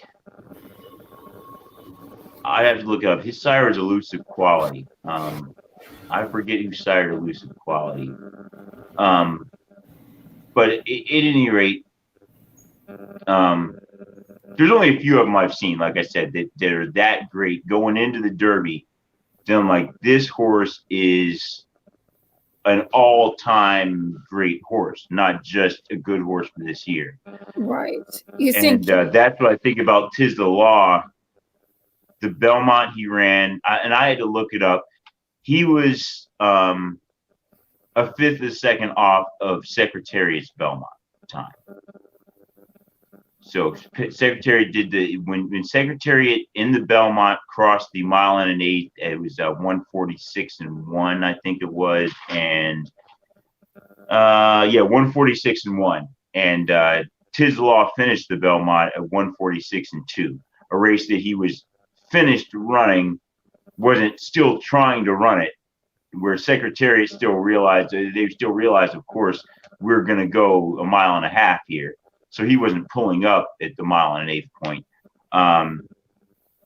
'Tis the Law, having pulled up at the mile and eighth point, he was really only that 1/5 off of Secretariat. Could he have gotten Secretariat's time equal at least? Possibly. I think on a mile and a half, he possibly could have done the 2:24. He was on pace to do it. Well, they say that Ron Turcotte, every fraction, all his slowest fractions were every time Ron Turcotte turned around to see who was behind him, he let go of the reins. So every time you see these slower fractions, he did it many times. Secretariat could have run that faster. And even though he slowed down, the second they hit the wire, and Ron Turcotte stands up, Secretariat slows down immediately. That's why he comes to a stop so quickly before everyone else. But he ran out to 1 5 miles and unofficially broke swaps his record for a mile and Yeah, five. the mile and 5/8 record. Yeah, without trying. And that's what I say about Tis the Law. He is the closest thing to that. And if you go back and look at his Belmont and his Travers, the only time he slows down is when Manny Franco looks behind him to see where the other horses are. Mm-hmm. It's so similar, and that's not in the same thing. Secretariat didn't necessarily run straight in the Derby like he was that polished professional around the outside. Yeah, but increasing his speed in a stretch throughout the entire race. It's like I say, when you run like a puppy runs a certain way and a dog runs a certain way. A dog runs like it's its job, and his puppy runs like he's having fun. And Secretariat and Tis the Law run like they're having fun. They don't act like they were forced out onto the track. They don't act like, well, hey, I need to win this race because then I'm going to get the attention and I'm going to get more food and I'll get a longer bath. They run like they love it. It's their emotion. You can see it in any athlete. Some people just love to do what they do. They love doing it. Gretzky loved playing hockey. You didn't have to pay him. He would have done it for free. Michael Jordan would have played basketball for free. They just love doing it. And it's Tis the Law. He loves to run. Secretariat loved to run. Smarty Jones loved to run. That's the thing about the horse. He loves to run. It's too bad they don't run him more often. It's just such huge periods of time in between. I think personally, because they're such afraid of injuries, and I know all about injuries. I told you about 4 of them. I know all about injuries. But you can't. That's not how you just can't do it that way. You can't play afraid of getting injured. You just gotta play. I mean, once you realize taking care of yourself, remaining flexible, pliable, that's what the trainer's job is. The trainer's job is to keep the horse in good shape, to prevent the injury. But the horse is going to run because that's what he wants to do. So I just think he is this much into it. That's why I think, records are meant to be broken. And I think this horse is deserving. He just seems like that kind of horse that loves to do what he does. Yeah, he does. And if he breaks the record, I'm sure that 80% of the people in Kentucky, at least, will say that he's not the real record holder because of COVID-19, because the race wasn't run in May, because they will say all the things I've already said. And so a lot of people will still consider Secretariat the record holder, even if he breaks the record. Well, it's still under different. And that's just the way it is. You know what I mean? The conditions are different. He's a mature horse. He's, and it's right. Not, and rightfully so. It's not scientifically the same thing. So there's no reason you really should consider it the same. But no charlatan. All like the competition he would have had just isn't there. Where Forgo and Sham were 2 excellent horses, but Forgo matured and became a really good horse. So he really did have good horses that he was running against. It wasn't like he was running against a bunch of losers, really bad horses. But Sham never ran again, after the Belmont, after he lost the Belmont. They never, which is a shame. You think that maybe don't run him for the rest of the year, let him rest up, and then run him as a 4-year-old and see how he's at 5. I bet he would have improved because he was a good horse and he broke the Kentucky record. Well, maybe they took too much out of him trying to beat Secretariat and made him do some things he probably shouldn't have. The only people who really know are the people that were really on the inside taking care of the horse. They're the only ones, because it's kind of like, you say, well, this horse has an injury. and we're going to scratch him. With this other horse, well, we know we ran him injured, and he won anyway. And it's just like in football. Every football player goes out there on Sunday injured. You're all hurt. They say, are you injured or you hurt? That's where it comes from. So every horse is hurt, especially when you're running these tough races. And I'm sure Sham was hurt. Secretary was hurt, going up to face each other again.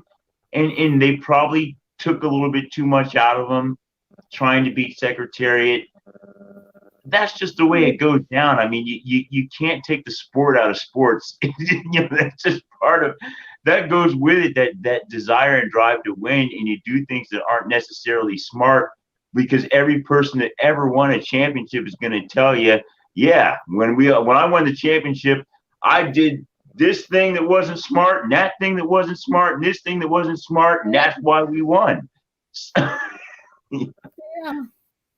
So you kind of expect it, but I just think this horse has it. He's got it in him. He's got the heart. He's got the desire.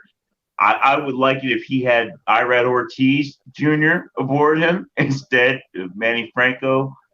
But hey, Manny Franco's the guy that's got him. Sometimes that's just the way it works out. I don't think Victor Espinoza should have been the jockey that got the 37-year Triple Crown streak broken. I don't think he's even that good of a jockey. He just happens to be the guy. He's a good guy. Because he got a California Chrome, he should have never had him boxed in. He should have kept him on the outside. And so he gets boxed in, and then he gets hurt. His foot was bleeding. He gets hurt from several different horses. You never know. That horse, when I saw Tis the Law running out and all happy, it reminded me of California Chrome when he'd stay off the lead, and then he would just move up and then sprint. But California would sprint sideways, yet still win by 7-8 lengths. Yeah.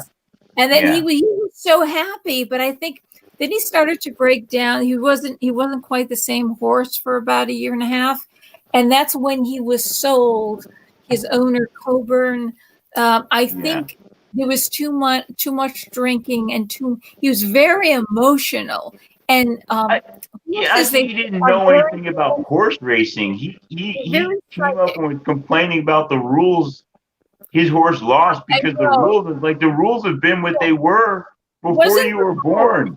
Like, just because you don't know the rules doesn't make the rules unfair. It means that you don't know what you're doing. He didn't belong to being an owner that had a say in the horse's career. He should have been a background owner that just sat at home and watched the race and let somebody else manage the horse. Yeah, I think, but I think whatchamacallit, Espinoza, I wouldn't be surprised, because the whole racing industry, they did not like Coburn. They did not like him at all. And he didn't like them. Nobody liked that guy. And then he had a co-owner that said nothing. He would just stand there and say nothing. Interview. No, he wouldn't say a word, even when they put the weirdo. And Coburn didn't like. All he did was complain about them, how they're the elites and they don't like me. You know what? Just shut up and run your horse, and just be cordial. And I wouldn't be surprised if they kind of said, hold off here, Espinoza. We've got another horse we want to put you on, which will win the Triple Crown. I wouldn't be surprised, because things like that happen. They really do. Yeah.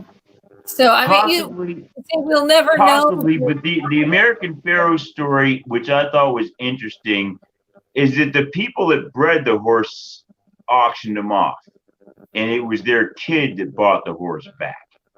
And he's sitting there saying, because they're talking about, oh, these are really good ones.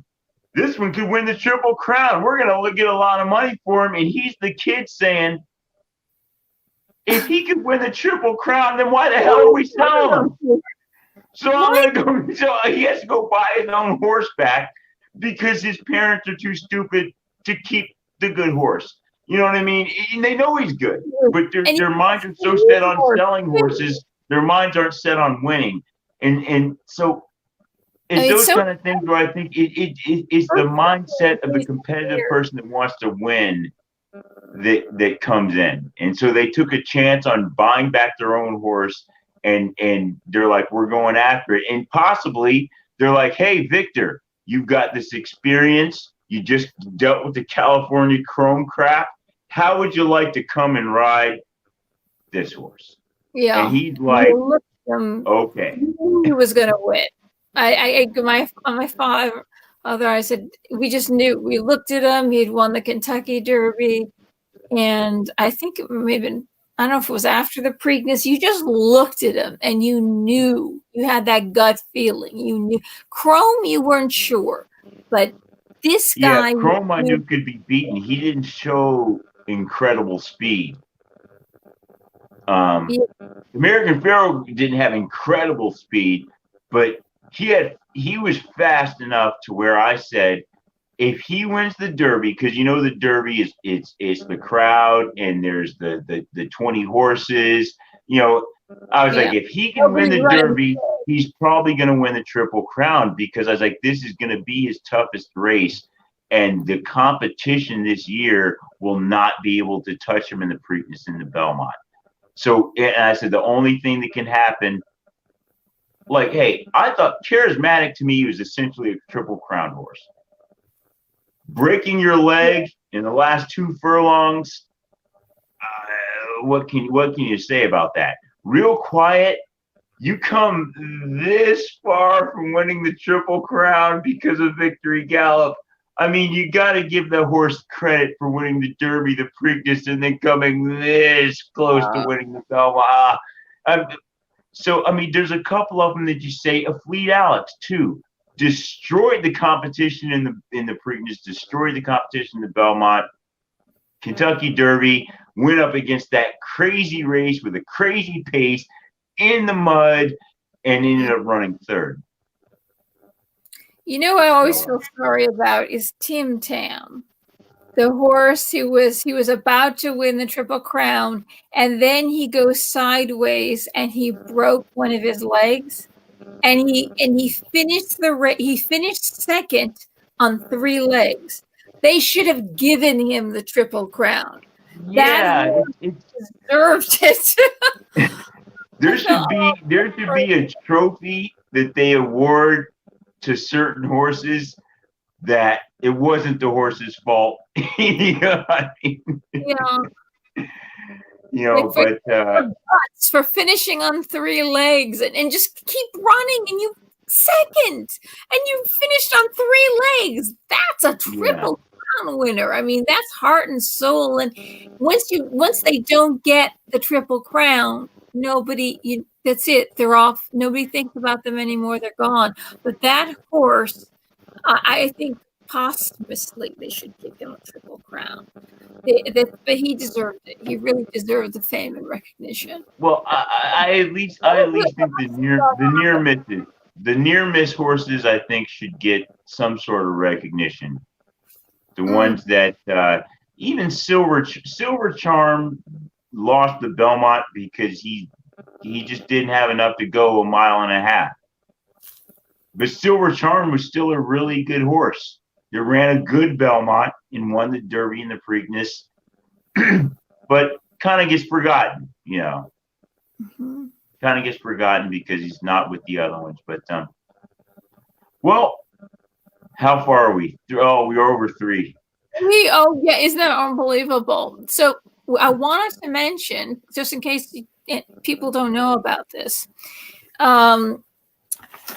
Justify, you might have heard that Justify, it came out, tested positive after the Santa Anita Derby, which was his qualifying race for the Kentucky Derby. It came out that scopolamine, he had 300 milligrams of scopolamine in his system, and that was probably eating some kind of weed. What is it? I didn't even write that down. Do you remember the name of the weed? It has a common name. The weed has a drug in it, which is a performance enhancing drug. And naturally, you'll get it 45 milligrams. When it didn't 300 denotes a human hand. Yet they're saying that no, it's naturally. It makes no sense at all. Also, Opportunity, he won the Tokyo Cup at Santa Anita, and he also had that in his system. Now, horse tracks, they have turf managers, and they're watching for this kind of stuff all the time, because if you have a performance-enhancing drug growing in the meadows there, growing in the field, the paddocks, the horse will get disqualified, and you don't want that. That's the job of the turf manager. And anybody who looks at the field, takes the horses out in the field, walks in the field, if the horse has that high in his system, 300, there's a huge amount of this drug. Let's see if I still have it here. A gypsum weed. That would mean there's a huge amount of gypsum weed growing in the fields. At one time, I did date a turf manager, went to college for turf management, and that's their job. They look at it and they can spot it, and you have to take it out, because the horses will run far faster than they should, and then they end up hurting themselves. And I don't know if you realize that in the Kentucky Derby, we talked about this earlier, he did hurt himself, but he could have had a minor injury in the Santa Anita, because he could have been running he could have still won, but maybe he was running just too fast. Well, the California Racing Association is going to have a hearing, and it's going to be on September 20th, whether they will disqualify him for that race and Opportunity. So it is quite possible that Justify, maybe they won't take the Triple Crown away from him, but there's a possibility, and it's kind of an interesting event, an interesting happening. This would be the first time, if that were to happen, that would be the first time that ever happened. And again, Maximum Security being disqualified from the Kentucky Derby we've never seen that happen before. And also, 'Tis the Law is coming out of the post number 17, which no horse has ever won the Kentucky Derby from post number 17. So since these other events have never happened before, maybe on a good note, 'Tis the Law will win from post number 17. And so that bad luck thing, as Justify was the only one who didn't run as a 2-year-old. But then again, if there was drugs, going on, and there's no way they didn't know. I would say Baffert, they don't want to hang it on Baffert, because it might make all his horses fall. And the horse racing would suffer if they said, we're going to question Pharaoh. That is exactly why they're not going to go all the way down this rabbit hole. Right. They're not going to take the Triple Crown away, because taking the Triple Crown away invalidates the Triple Crown in general. Yeah. It makes once the people lose faith in the Triple Crown, it goes away. It's the same. You may want to go back and check out a video I made probably about 5-6 years ago now. It's called Why Hillary Clinton Will Not Go to Jail. Yeah. Regardless of what anyone finds, it will make the country look bad. It makes the nation look bad, which that makes the people in the nation look bad, which means the ability to sell American goods go down, which means the ability for the average American to just travel and get treated better goes down, because the world associates you with this bad stuff happening. Yeah. So they will not ruin California racing over this. Yeah, or California racing, or the triple, because racing. Yeah, or the Triple Crown. Definitely not the Triple Crown, because that would require New York, Kentucky, and Maryland to all go along with California, which I can't ever remember in my history when New York, California, Maryland have all agreed on anything. I mean, it's no way, because the states run all these commissions. New York is not going to give California that kind of power over New York. Yeah. They are not going to allow Californians to ruin the Belmont Stakes. Because essentially what they're saying is, you guys and you guys aren't good enough. You guys aren't testing your horses. You guys in Kentucky aren't testing your horses. You guys in Maryland aren't testing your horses. You're not taking care of animals, and we are, and we're going to besmirch your name. And the three of them are going to say the hell you are. You're California. We'll downgrade your races to grade 3 races, to grade 3 stakes. We won't send our horses to race out there if that's the way you want to be. And no one will care about California races. Like, the politicians want to do something now, but there is no way that they're going to take Justify's Triple Crown away. Yeah, I would think, because otherwise they would question every horse. Because then you're going to start saying, well, what was American Pharaoh on? Well, you're going to go down the rabbit hole. That's why I personally say that the majority of these so-called performance-enhancing drugs should be legalized to a standpoint. The reason most people that use them, and how it started, was to recover from injuries that you got naturally. Because when you're on performance-enhancing drugs, when you're injured, it actually helps you heal fast.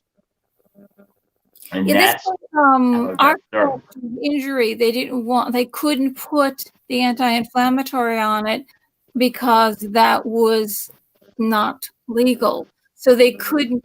What if they just put it on there and healed? If he healed up before the race and he was not on the drug at the time of the race, but you just took care of him, and then see if he's on the drug while the Kentucky Derby. That's really game gets played with these things, and that's why I said they should stop trying to overregulate it. I don't know if you saw the Lance Armstrong interview with Oprah, where he pretty much spilled the beans about everything that he did.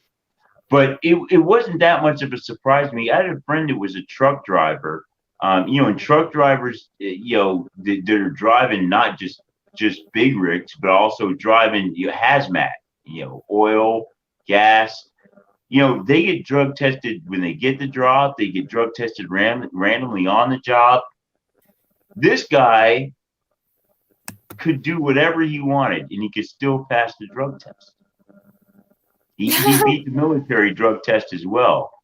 And it's because he figured out that they don't test for any amount of anything. They only test for certain amounts of certain things. And so if you learn what the half-life is on any certain substance, then you can learn that I can have this much and I will never test positive. I can have this much per day, this much per week, this much per whatever, and I will never test positive. And even though I won't get the full benefits of this one substance because I'm never using that much of it, once I start combining it with this other thing, and I'm not using that much of that, and this other one, and I'm not using that much of that, and this other one, and I'm not using that much of that, I will never test positive, but essentially I am on drugs. Yeah. The question is it hurting the horses? Did Era get too many drugs from Baffert? And that's what I think they say they didn't specify what killed Arrogance.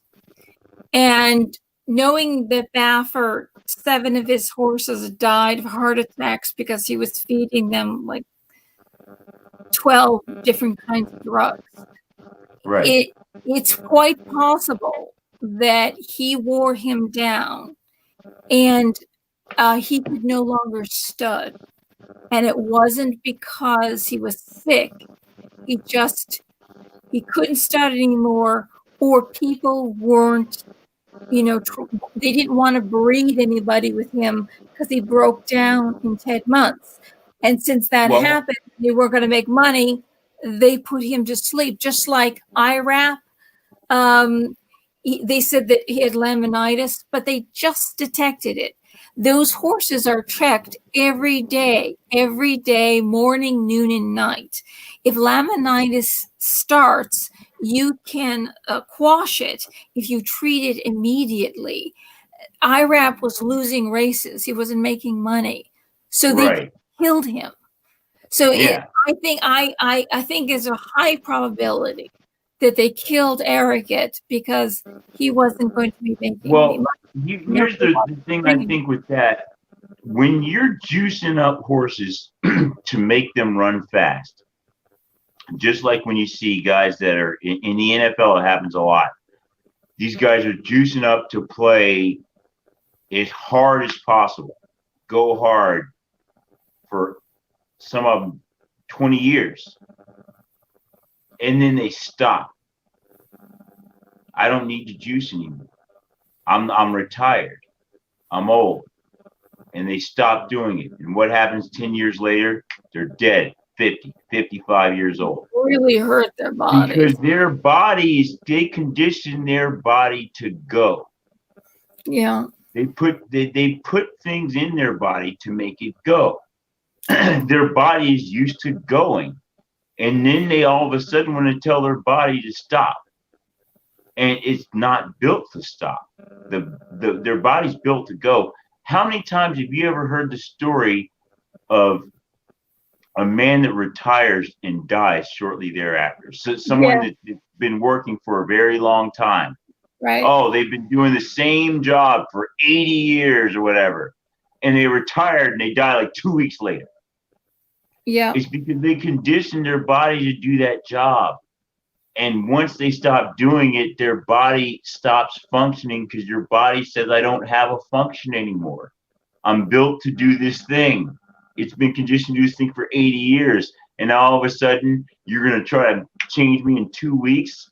It just doesn't work that way. If you're going to juice up your horse, I said even more the reason to run them till they're 5, 6, 7, 8 years old. Because their bodies are conditioned to run. You're building them to run. You're not building them to breed. You're not giving it like my brother and I had this joke about horse Viagra. He's like, you're not giving a horse Viagra their whole career. You're building them to run. You're not building them to breed. Alidar, that's a sad thing that Navy Mom is saying, that Alidar was the great rivalry of the horse. What do you call it? The story of the history of horse racing. Alidar? Yeah, Alidar was murdered too. Yeah, well, they're no longer, if they're not making money. I think that's really sad because I think people would say, look, it's all right, even if you're not making money on stud fee, that's a champion horse. Sell it to me I'll pay you something for it. Just don't them. I think it's a lack of marketing. It's a lack of marketing ability because good marketers know how to sell a bad product, right? So let's say you had this old Derby winner, not winning anymore, not breeding well.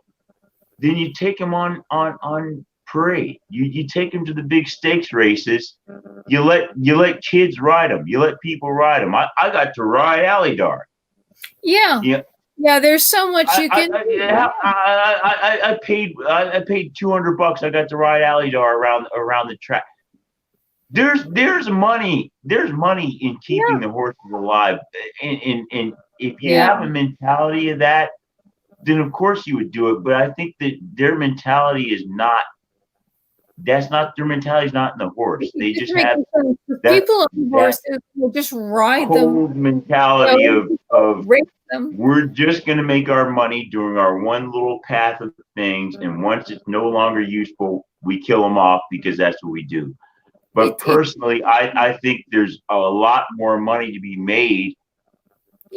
By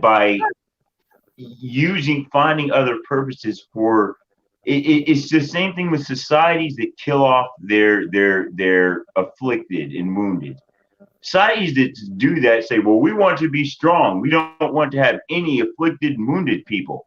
But the societies that keep those people around end up having those people invent stuff that the strong people never get a chance to. They can invent computers, and they can draw up battle plans and strategies because they have time to sit around and think, because they aren't out in the field running and training all day. They can concentrate on other things. But it's that same mentality that, well, you either have to be one way or we're going to get rid of you, that creates that kind of thing, which I just think it's poor. It's a poor strategy. It just is, because there's a lot of these horses, like I said, we'll never see them run again for no reason. Yeah. Because someone's hoping that they can breed the next Secretariat with the horse. Yeah, it's like you'll never. It's a freak. It'll never happen. It may never happen again. And it's only going to happen organically. Like I said, when you have, look at Tis the Law. They weren't trying. Decent breeding. Yeah. Course came out of Constitution, which is a Tappet horse. I mean, everybody likes Tappet horses. And you got Tis now on the other side. But this isn't a horse that they necessarily went out and said, we're going to spend, $15-20 million trying to breed the perfect horse. They bred a good horse off of, I'm sure, what they could afford, and they got a good trainer, and you do it organically, you do it the right way, you do it the way it's supposed to be done, and that's how the greatness comes about. Not like Michael Jordan. He didn't come about because he was the greatest the whole time. He was only such a great NBA player because he didn't make his team in high school. If he had made the team in high school, he wouldn't have had the drive to be the NBA player he was. He would have gotten all the girls in high school and had a great time and probably started a family, young, and then maybe would have gone to the NBA and come off the bench and retired. He had the drive that he had because people told him he wasn't that good. Yeah, some people break that's down. That's how organic champions some people created. Get stronger. Mm-hmm. Yeah. So your gut right now. We know that Tiz can do it, but what's going to happen tomorrow? Do you think sometimes your gut tells you that something might happen? I'm not 100% sure that something could be off, and some kind of like a country house could win, or AP Honor AP might win. My gut tells me that he's gonna run a really good race. Yeah. He may get the record, he may not get the record, but not only, like, everything is shaping up for him to run a good race. Everything. The time it's being run, the day it's being run. Because they're running the race at like 7 o'clock at night now. Yeah, that's why, because they want it cooler. Like when Secretariat ran the Belmont, it was in the 90s. It was extremely humid because there was a thunderstorm coming in, and the winds were blowing very hard down the track, and he was pushing against that. But that was at 5 at night when it was still really hot. They've changed it to 7 o'clock to make it as cool as possible and more comfortable for the horses. So the conditions have really changed. And of course, the Triple Crown, it's even more than just the Triple Crown is the way it is. It has changed over the years to make it more comfortable for the horses. Yeah, but even if it was the way it was run when American Pharaoh ran it, it's easier for him. And the fact that all these other things are going on makes other people pull their horses out that could have had a chance. Art Collector, which I think he had a legitimate chance of winning. He's the only one that I thought he had a legitimate chance of beating Tiz the Law. He's gone. Did he really get hurt? The jockeys from New York, you don't have Irad Ortiz. You don't have Jose Ortiz riding here. You don't have a Rosario. If Rosario was on his horse, it would be better. It's just everything is setting up for Tiz the Law to get the race of a lifetime, and that's just what I think he's going to get. Did they pull out or did they get hurt, or did they just pull out? You kind of wonder, and it's every horse. It's like you were saying about football. Everyone's hurt. Every horse is hurt going into every race. Whether you decide to run them or not, that's up to the trainer and the owner. But every horse is hurt going into every race. That every athlete's hurt going into every competition. That's just the way it is. So when they pull their horses, unless it's a situation like Art Collector, I legitimately think that he had an injury, because I legitimately think that he had the ability to win this thing. And I think they believed he had the ability to win the thing too. You know, a really good competition. Who's gonna? Oh my God! You know, that's an exciting race. You know, and I would like to have seen that. And you know, it's like now it's kind of like fizzling. You know, we've waited 5 months for this. It's well. I don't know. I'm ready to see it. I think he's running against Secretary, in my opinion. He is running against that 159-2. Is it the record? To me, that's his competition. He's running against Secretary. That's true. But that's what I want to see. If he wins it, then that's good. If he doesn't beat Secretary and gets the win, yeah, good for him. If he loses the race, then hey, that's horse racing. That creates a whole different controversy. He'll go back in the Preakness to the Breeders' Cup. You know, I mean, this and then the Pegasus, and then Dubai, and well, it changes everything, because right now he's favored over Maximum Security in the Breeders' Cup Classic. Tiz is favored, really? Yeah, I wouldn't doubt it. Yeah. Yeah, he this morning he was plus 200, and Maximum Security was plus 250. So he's favored to beat Maximum Security. That's another matchup I can't wait to see. I almost can't wait to get these other races over to see Tiz the Law run against Maximum Security, because that's like the race I really want to see.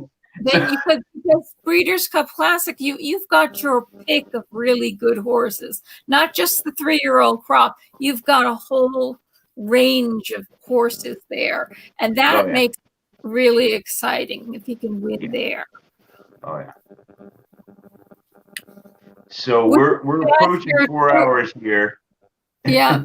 Navy Mom is asking, which is faster, turf or dirt? Sometimes turf is slower than dirt, and sometimes it depends on turf. Is variable. In my opinion, turf is always faster, but the reason it seems slower sometimes is just simply because of the strategy.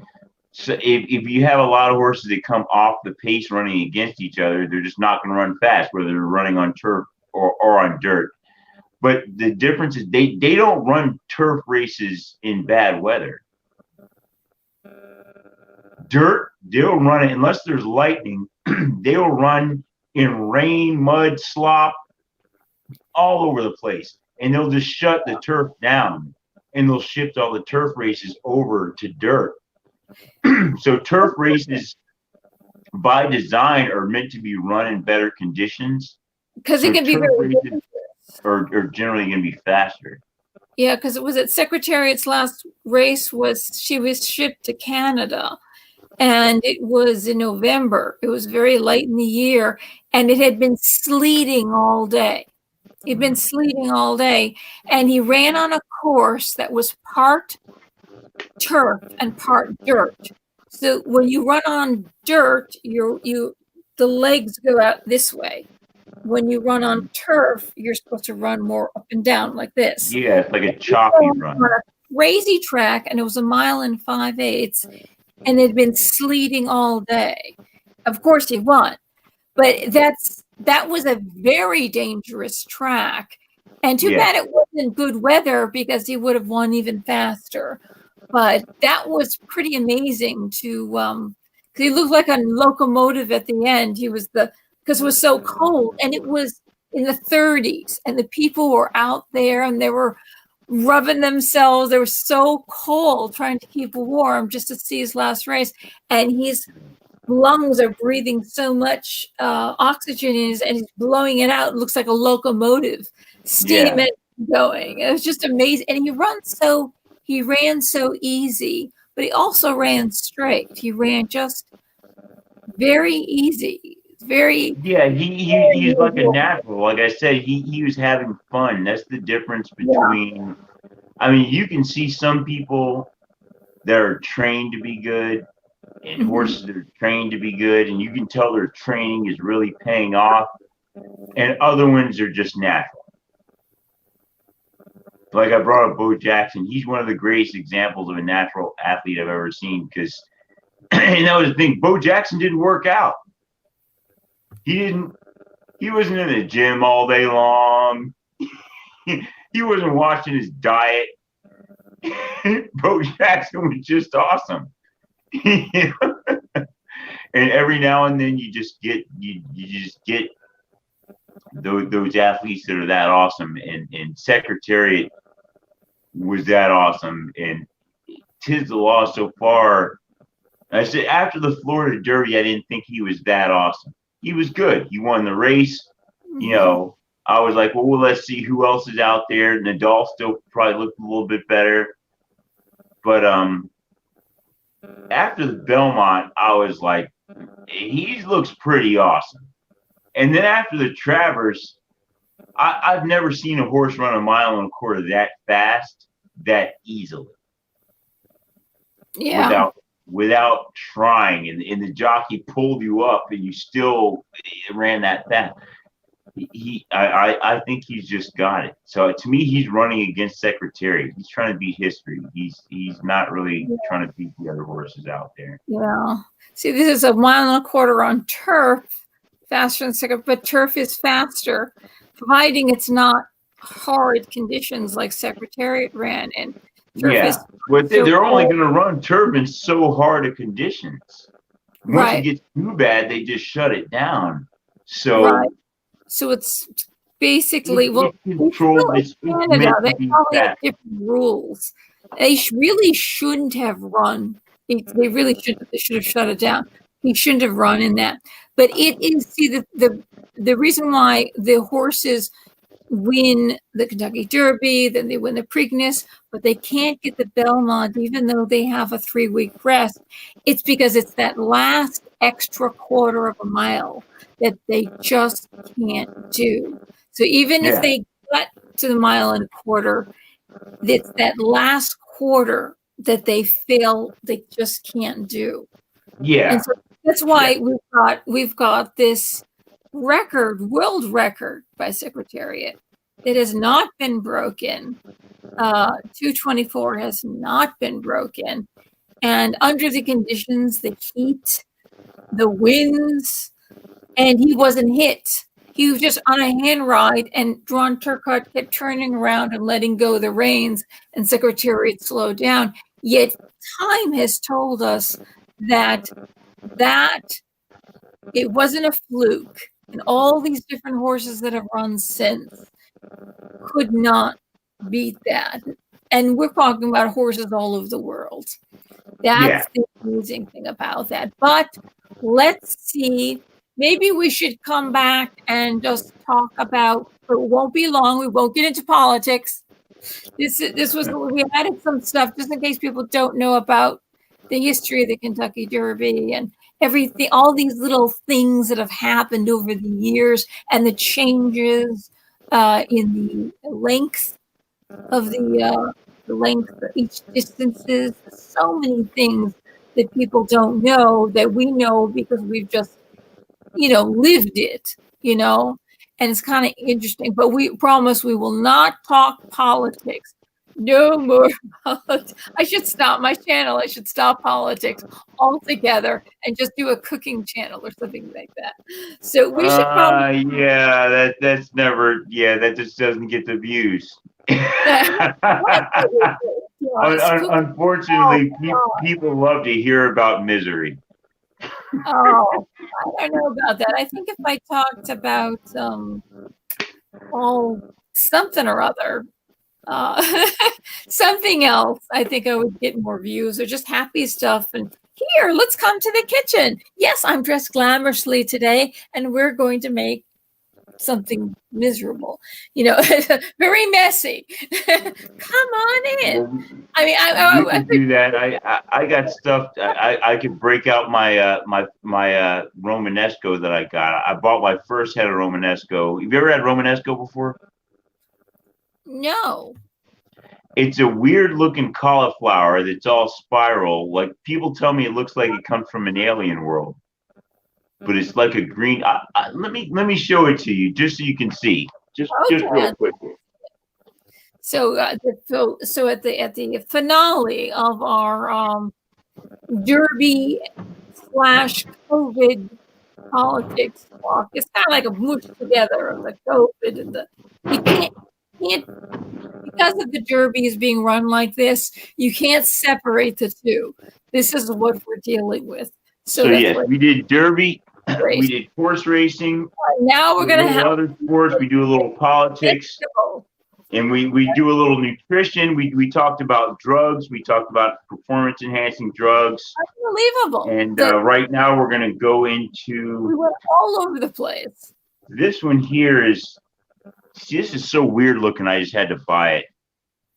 This is Romanesco. Let me see if I can zoom it into the camera. You see the spirals? Oh, that's beautiful. Yes. This is such a strange vegetable. Right. This is a vegetable, green vegetable. It's a lot like cauliflower. It's got a little bit of a broccoli flavor to it. Some people say that this is the ancestor of broccoli and cauliflower. And they say that it was, genetically broccoli descended into broccoli from this, and then cauliflower descended into cauliflower from this. But if you look and see these spirals on here, I love spirals. I don't know if anybody's ever seen the movie Pi. Spiral, sacred geometry. Yes, we're not going to get. I don't know if anybody likes to listen to Tool, and the spiral out, keep going. The song Parabola. The spirals are everywhere in the universe. It kind of defines life. And so I saw these things and I was like, wow, this has got the spiral. Let me see if I can break one of these off so you can see what it kind of looks like when it's broken off. You can see there. See how it looks like a piece of cauliflower, kind of, right? But it's got these spirals. That is beautiful.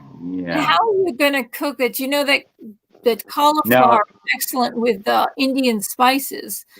If you cook it in ghee, which is clarified butter, and then add the Indian spices, and then after you cook the spices, then throw that in, it'll be delicious.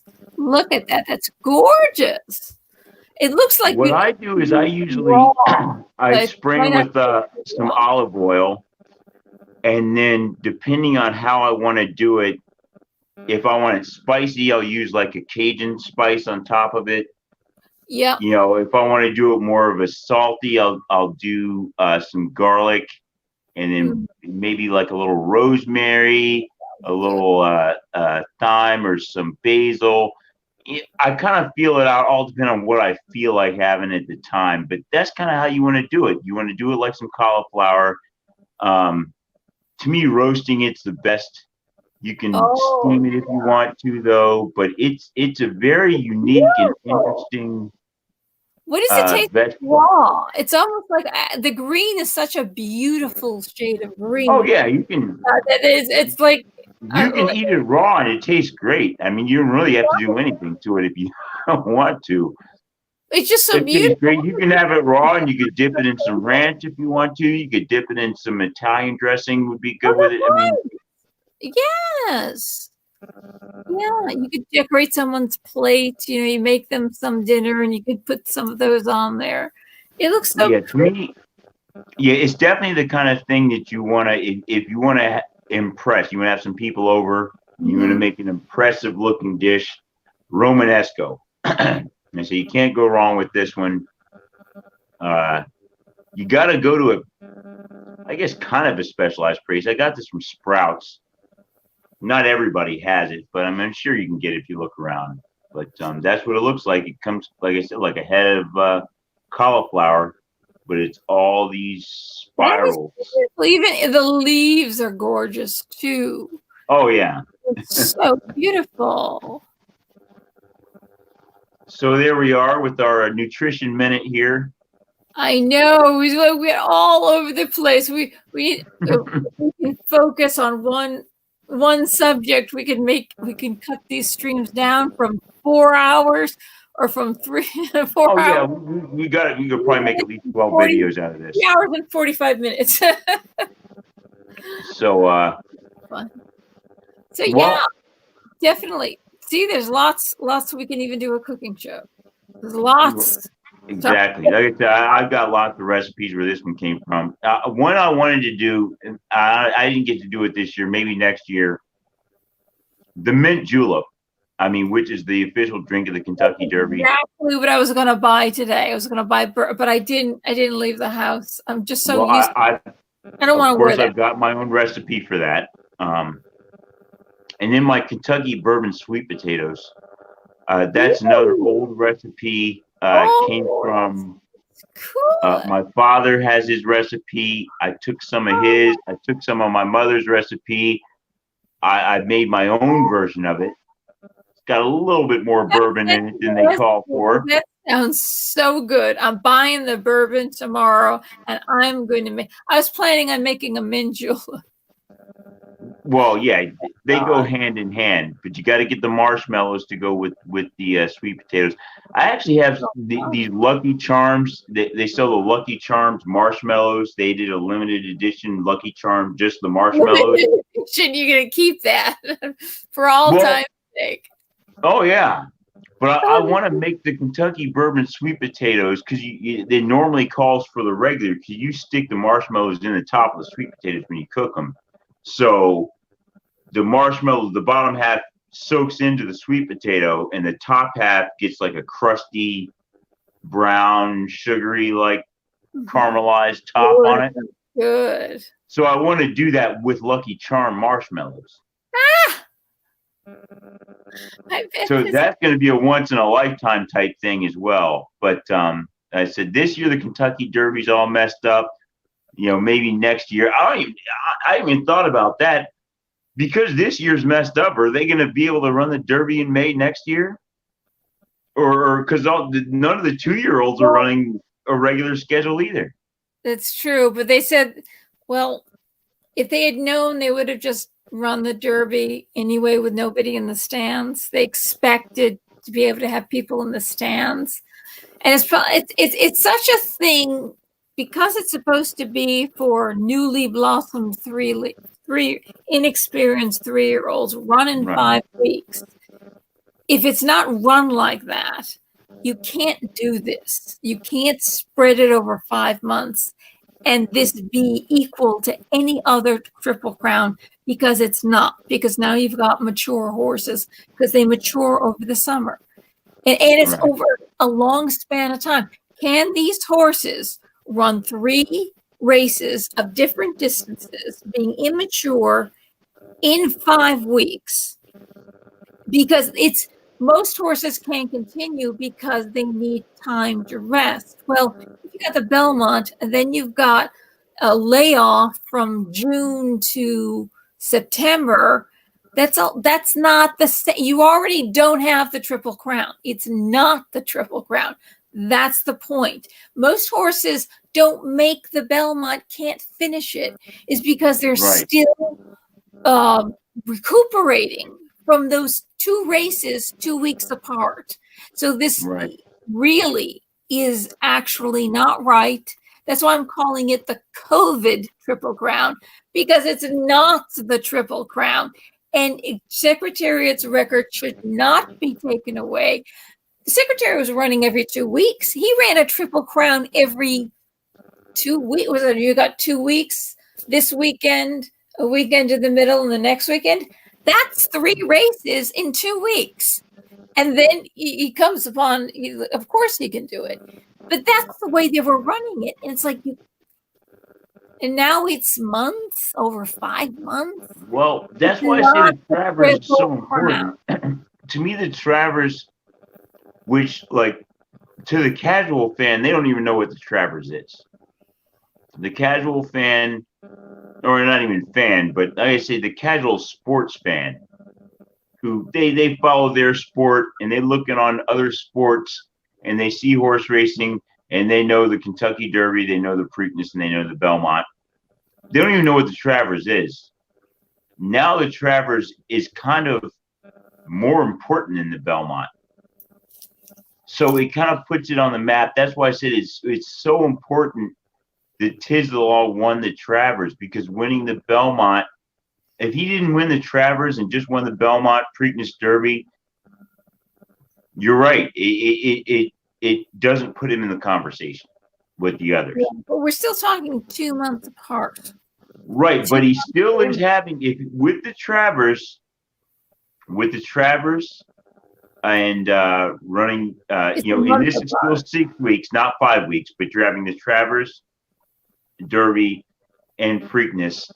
It's comparable. It's comparable, and so I think, I still think it would have been much better if they run the Travers at a mile and a half. It's a whole different animal. It's a whole different animal, You're right, but if he gets all these wins, if he finishes out the year with a win in the Florida Derby, a win in the Belmont at a mile and an eighth, a win in the Travers at a mile and a quarter, Derby at a mile and a quarter, Preakness at a mile and 3/16, and does a Breeders' Cup Classic at a mile and a quarter, I think then he will still cement his place in the Hall of Fame. As an excellent horse, but not really the Triple Crown as we know it. Right, but then you could say that the other ones didn't do what he did. And then just like American Pharoah, the other horse, there was no Breeders' Cup Classic. So what about all the Triple Crown winners that won before there was a Breeders' Cup Classic to run it? Well, there is Breeders' Cup Classic with Secretary's it started like 84. So it started after the other Triple Crown winners run. There was only been 2 Triple Crown runners that ran. There was a Breeders' Cup Classic, and one of them retired. You have a different race. That's why Secretariat went to Canada and ran in November. And they also ran the of a mile and 5/8, which is longer than a mile and a half. Right. So that, that's way, and he's running against international horses, the best horses from Canada and all over the world. That is a real, that's much harder what he did than the Breeders' Cup Classic. Much harder. Well, the Breeders' Cup Classic is bringing horses from all over the world as well. Yeah, but they're not running on turf that's sleeted all day. No. They would never run the Breeders' Cup Classic in those conditions these days. Right. No, yeah, they wouldn't. But see, that's a heck of a, see, that's when horses were horses. That's really, we have a horse of a different breed. The horse that used to run 100. Well, yeah, the horse that used to run a race in between, the Preakness and the Belmont, like War Admiral. But they just don't do that anymore. I mean, that's. Well, Fleet did it. It's kind of like my friend is a boxer, and I talk about nobody gets knocked out anymore in boxing. And, not nobody, but for the most part, when you look at big fights, they're going to stop the fight before the knockout happens. Where in the old days, if the guy could still stand up, they let him go back out there until he gets knocked on the ground. And that's just kind of the way we have made it a bit more humane, I guess you could say. But you don't get to test the toughness. The test of the toughness is gone because we want to be more humane about the way we do these. Yeah, that's the thing. That the other reason why Secretariat didn't run anymore, because the insurance was too high. She had to sign a contract, plus with the 28 owners, because she had to syndicate him, otherwise she would have lost him. They didn't want him running as a 4-year-old. They wanted him studying and making money. War Animal had a very short career. He ran from 4:25:36 to 11:1:38. Very short career. So Kentucky Derby, nope, he didn't run anything in between. Kentucky Derby, Preakness, Belmont. No, he didn't run an extra race. Who are you looking at? War Admiral. That was War Admiral? Yeah. And then his last race, he came in second. So that's probably why they retired him immediately, because he came in second to Seabiscuit, which is great because both of them were grandsons of Man of War. War Admiral the son of Man of War. Seabiscuit was the grandson of Man of War. And he was a knock-kneed, gangly, late-bloomed horse that ate too much and slept too much. That's why everybody kind of fell in love with him. But so who was it that ran the extra race between the previous? I keep saying Count Fleet. Count Fleet did it. Count Fleet? Count Fleet, yeah. Okay, that was the one. I think he ran the Withers because the owner wanted to keep him up. But those were the days when horses ran every day. You ran all the time. Every day. And, Secretariat every single day. They don't exercise once in between a race. It's crazy for fear of tiring them. But Count Fleet, he had only 3 horses in the whole race. He did win by 25 lengths, but he ran a 2:28 and change. I forget what the change was, but 2:28 and change. So it wasn't like a Secretariat win, though it was lengths, right? Not a Secretariat. Nobody really, I don't know, probably didn't want to throw him in the Belmont. They probably knew Count Fleet was going to win. But what happened was he never ran again. He got injured in that race and never ran again. So it's possible that race in between, he could have gotten slightly injured. And then when he ran the Belmont, it exacerbated it. And so he never ran again. Yeah, those legs that carried him. Though he lived to 33, which is actually kind of nice. That's a long time. Yeah. They say 33, his legs finally gave out, but he's the one. And Man of War didn't run the Kentucky Derby, but he ran him in the Withers, which was a mile race. And of course, the Preakness was a mile and 8, which is a 16th less. And then the Belmont was a mile and 3/8, which is shorter than a mile and a half. So he didn't run the Triple Crown, but all those races were shorter than the Triple Crown that Secretariat won, or any of these other horses ran that are running. Well, not this year, but usually, Yeah. So people don't realize that, all these little tidbits about horse racing history, which are interesting. And you kind of think in your mind who's the best, but I have so many favorites that you look at them and you just love them all. You just, I love you. Oh, I wish you could win. Just love them all. Oh yeah. So let's see what happens tomorrow, and maybe we can come back tomorrow night or Sunday night for like a half an hour or 15 minutes. Anything like if it's anything like last year, we'll have to go live right after the race, because last year was the most controversial Kentucky Derby ever. That's true. So we'll have to see what happens. We'll see what happens. And no matter what happens, we'll come back and we'll right after the race. Just send me an email when you're ready to go on, and I'll be dressed and glamorized. So I'm going to walk. My father's in the nursing home, and he's going to have the computer. Going to talk a bit, and then going to turn the TV on, and I'm going to watch the TV so we can kind of like share the Kentucky Derby. You know, kind of because we always watch the horse races together. So that's how we're going to do it. With COVID, they don't allow anybody in there. So, but they only allow a half an hour. So 7:15, then I'll be set to go. But I'll be glamorized. Well, I'm going to kind of play it by ear. I'm going to watch the race. And then kind of see how it goes. Well, you should let me know. That. Yeah, shoot me a line. So I'll put out a little video after the race. So right after the race, and I'll see how it goes from there. But of course, if it's something controversial, then we may need to go live sooner than later. So yeah, we might be so excited about what happened. We might want to talk right away. So, but anyway, just shoot me a line, whatever works for you. All right. Sounds good. Okay, see ya. Goodbye. All right. It's been fun. Good. See y'all later. Yes. Thank you, everyone.